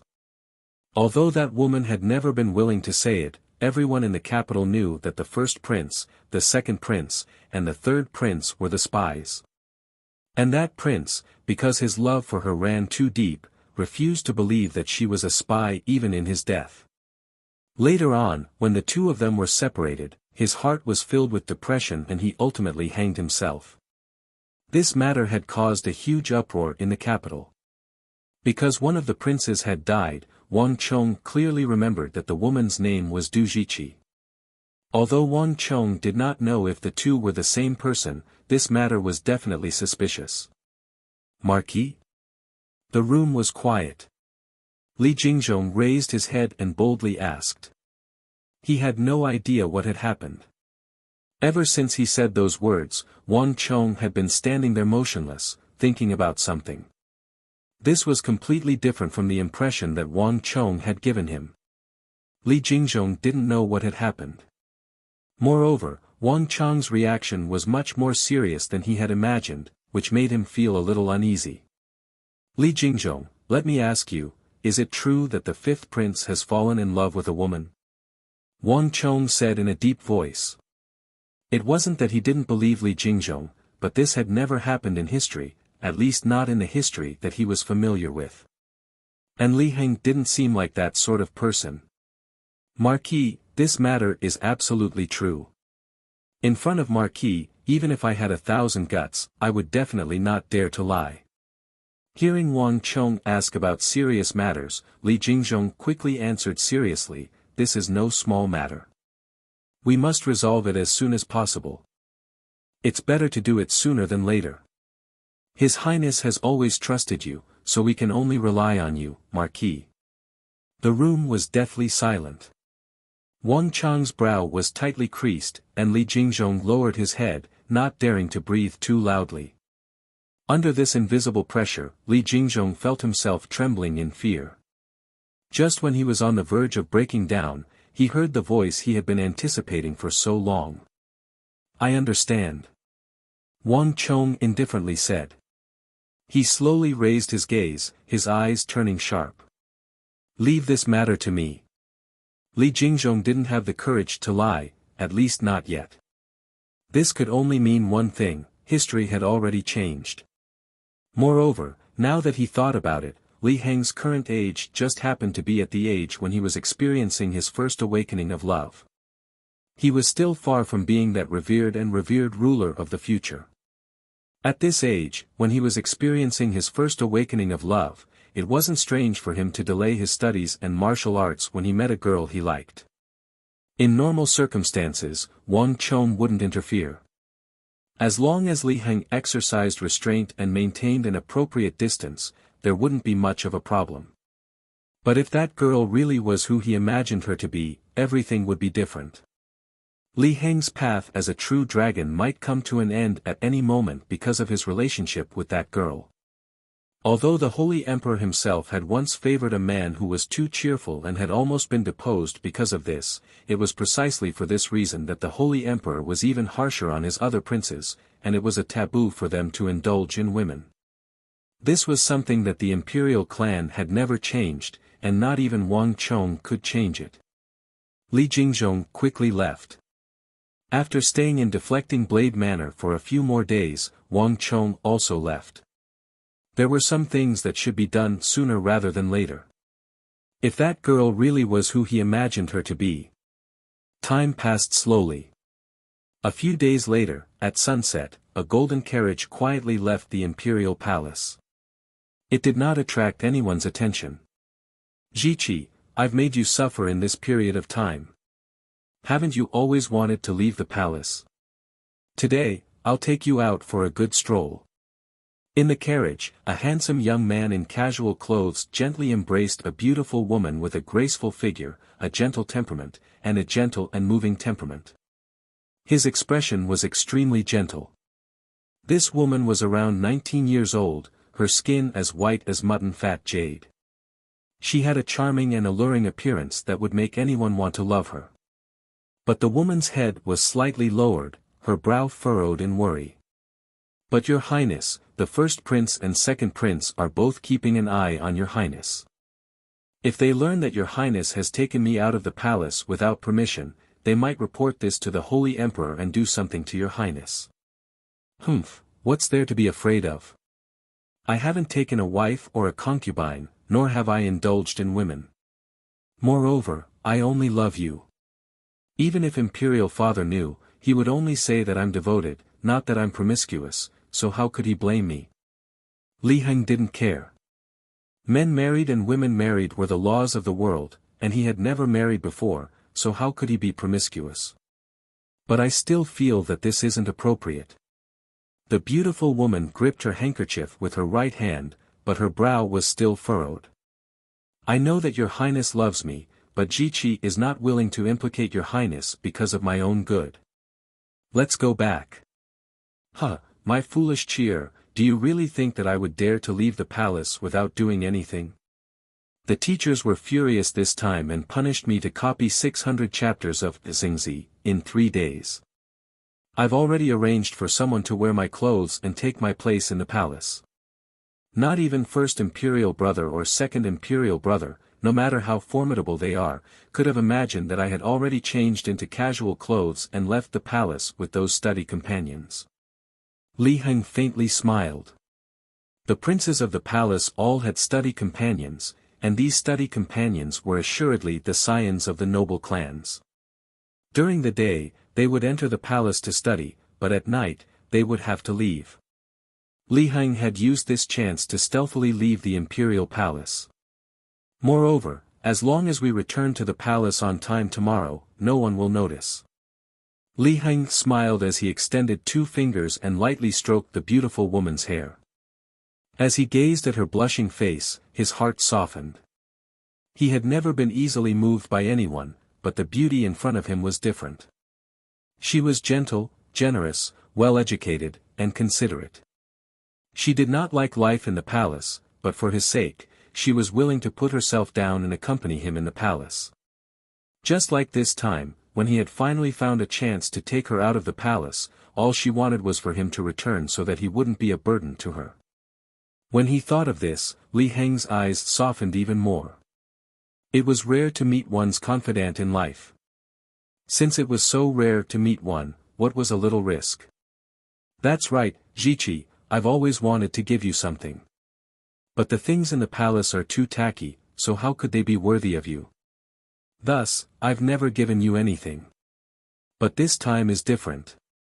The young marquis gave me something that I feel is most suitable for you. Li Heng suddenly thought of something and reached his right hand into his sleeve. With a light pull, something appeared in his hand.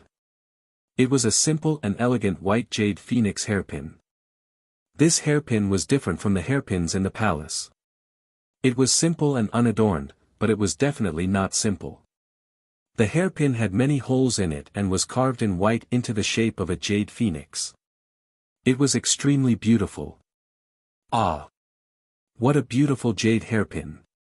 She was still a woman, so when she saw the white jade phoenix hairpin in Li Heng's hand, her eyes brightened and she couldn't help but gasp. Which girl didn't like jewelry? Moreover, it was such an antique, exquisite, and not vulgar item. No, Your Highness. This item is definitely extremely valuable. I cannot take it. If I use it, others will definitely suspect Your Highness and criticize me. But the woman quickly lowered her head and firmly shook her head. Fifth Prince Li Heng did not have much power in the palace. Although he did not have to worry about food or clothing, he did not use much. Moreover, the Holy Emperor was extremely strict with the princes.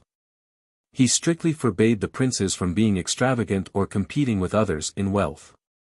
Thus, even though Li Heng was a prince, he could not afford this priceless white jade phoenix hairpin. If she suddenly wore this item, it would definitely attract a lot of gossip. Haha, Jiqi, you don't have to worry about this. I've always been friends with the young marquis, and it's not a big deal for friends to exchange gifts. In addition, once I save up enough money, I'll give it to him. Just treat it as me buying it from him. Li Heng smiled. A strange light flashed through the woman's eyes. After a moment's hesitation, she finally gave up. Come, Jiqi, let me help you put it on. Li Heng looked at the beauty before him, his eyes growing even gentler. Although the clan was large, he only had eyes for her, no one else. Jiqi, you're so beautiful. Li Heng couldn't help but sigh in praise at the beauty with the white jade hairpin. The beauty became even more bashful, her head lowering even further under Li Heng's gaze. Truly beautiful. Chapter 687. Your Highness, we've arrived. As he was lost in thought, the driver's voice came from outside the carriage. Li Heng faintly smiled and quickly regained his composure. Let's go. Let's go to the gold silk shop first. I've always felt that the clothes in the palace are too extravagant and unworthy of you, so I invited the #1 tailor of the Tang dynasty, Madame Ye, to personally tailor them for you. As Li Heng spoke, he suddenly picked up Du Jiqi, opened the carriage door, and alighted amidst the cries of surprise from the beauty. Dusk was falling over the capital of the Great Tang, but the golden brocade shop, which was known as the #1 silk shop in the capital, was still brightly lit. The shopkeeper of the huge golden brocade shop personally closed the door and declined all customers, only receiving a pair of guests. From dusk to daybreak, Li Heng took Du Jiqi on a tour of the capital. The Celestial Street Tea Market, Shoupen Square, Zhong'an Bridge, Randang Monastery. They played all the way until daybreak. Only then did Li Heng and Du Jiqi sit in a carriage, mingling with the scholars who accompanied them in their studies, and return to his own palace. "Cheer, I'm a little tired. In a while, I'll go pay my respects to teacher. I'll probably be back a little late, so you should rest first. If I still haven't returned by the time you wake up, you can play here for a while. I've already ordered that no one will stop you from going anywhere in the residence, but you mustn't go to my study," Li Heng said. "It's fine. No matter how late it is, I'll be waiting for you," Du Jiqi gently said. "In addition, you're also tired. I'll prepare some fruits for you. When you go pay your respects to teacher, you can eat them on the way." Li Heng nodded. His heart warmed, and his eyes grew even gentler. To be able to meet such a considerate beauty was enough for him to live the rest of his life. Li Heng quickly left with the fruits Du Jiqi had prepared. Soon, only Du Jiqi and the palace maids were left in the palace. "I'm a little tired. There's no need to take care of me. All of you can go and rest." Du Jiqi waved her hand. "Yes." The palace maids quickly dispersed. Du Jiqi also seemed to be a little tired. She brushed away the hair on her temples, walked softly to the side of the bed, and lay down slowly. After an unknown period of time, all the palace maids had left, and the room was silent.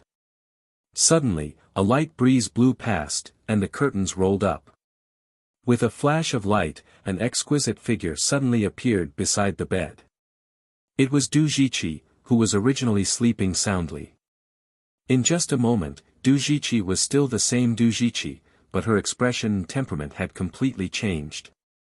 She was a completely different person. If the original Du Jiqi was demure, graceful, gentle, weak, and lovable, then the current Du Jiqi was like an unsheathed longsword, her aura was sharp, and her ability was revealed in full. "Xiao." Du Jiqi warily examined her surroundings before leaping out of the window like a leopard.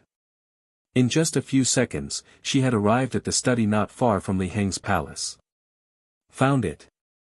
Make a copy and quickly hand it to the first prince."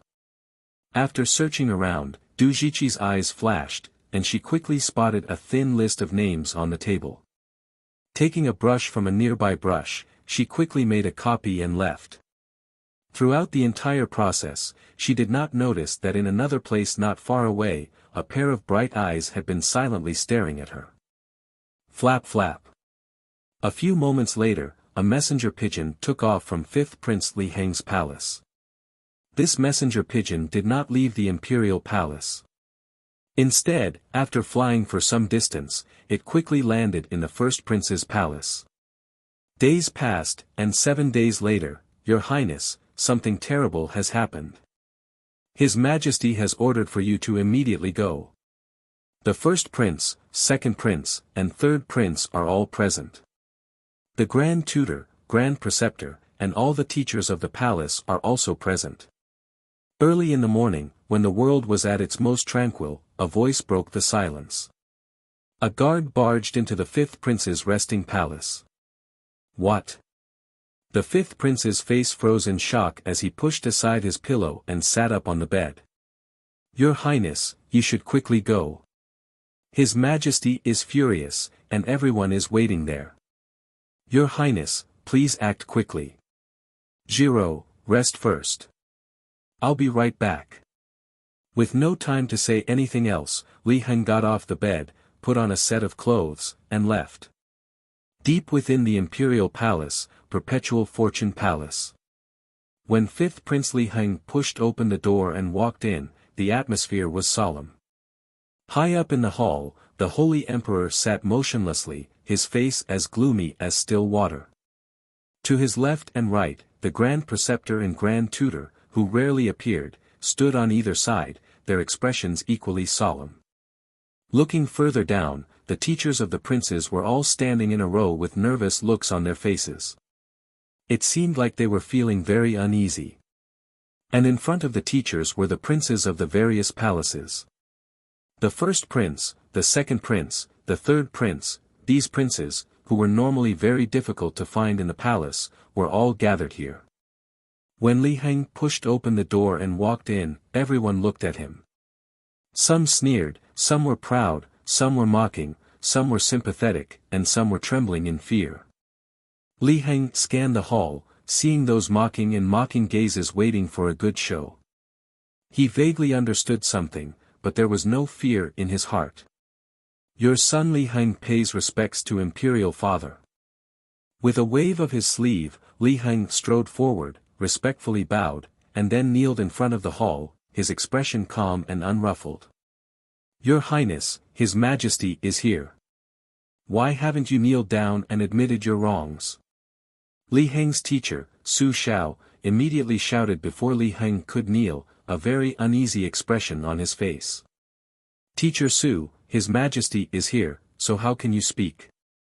Are you trying to exonerate His Fifth Highness? Grand Tutor Qin Yong's voice came from the side, his expression stern.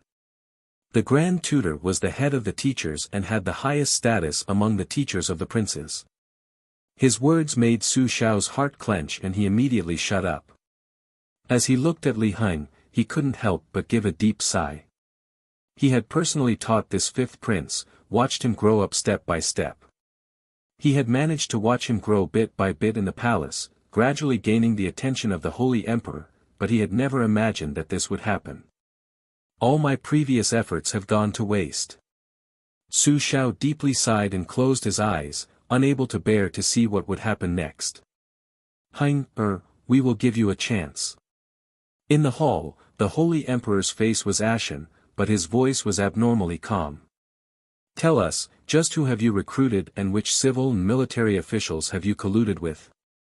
The Holy Emperor's words caused the atmosphere in the hall to become 10 times more solemn.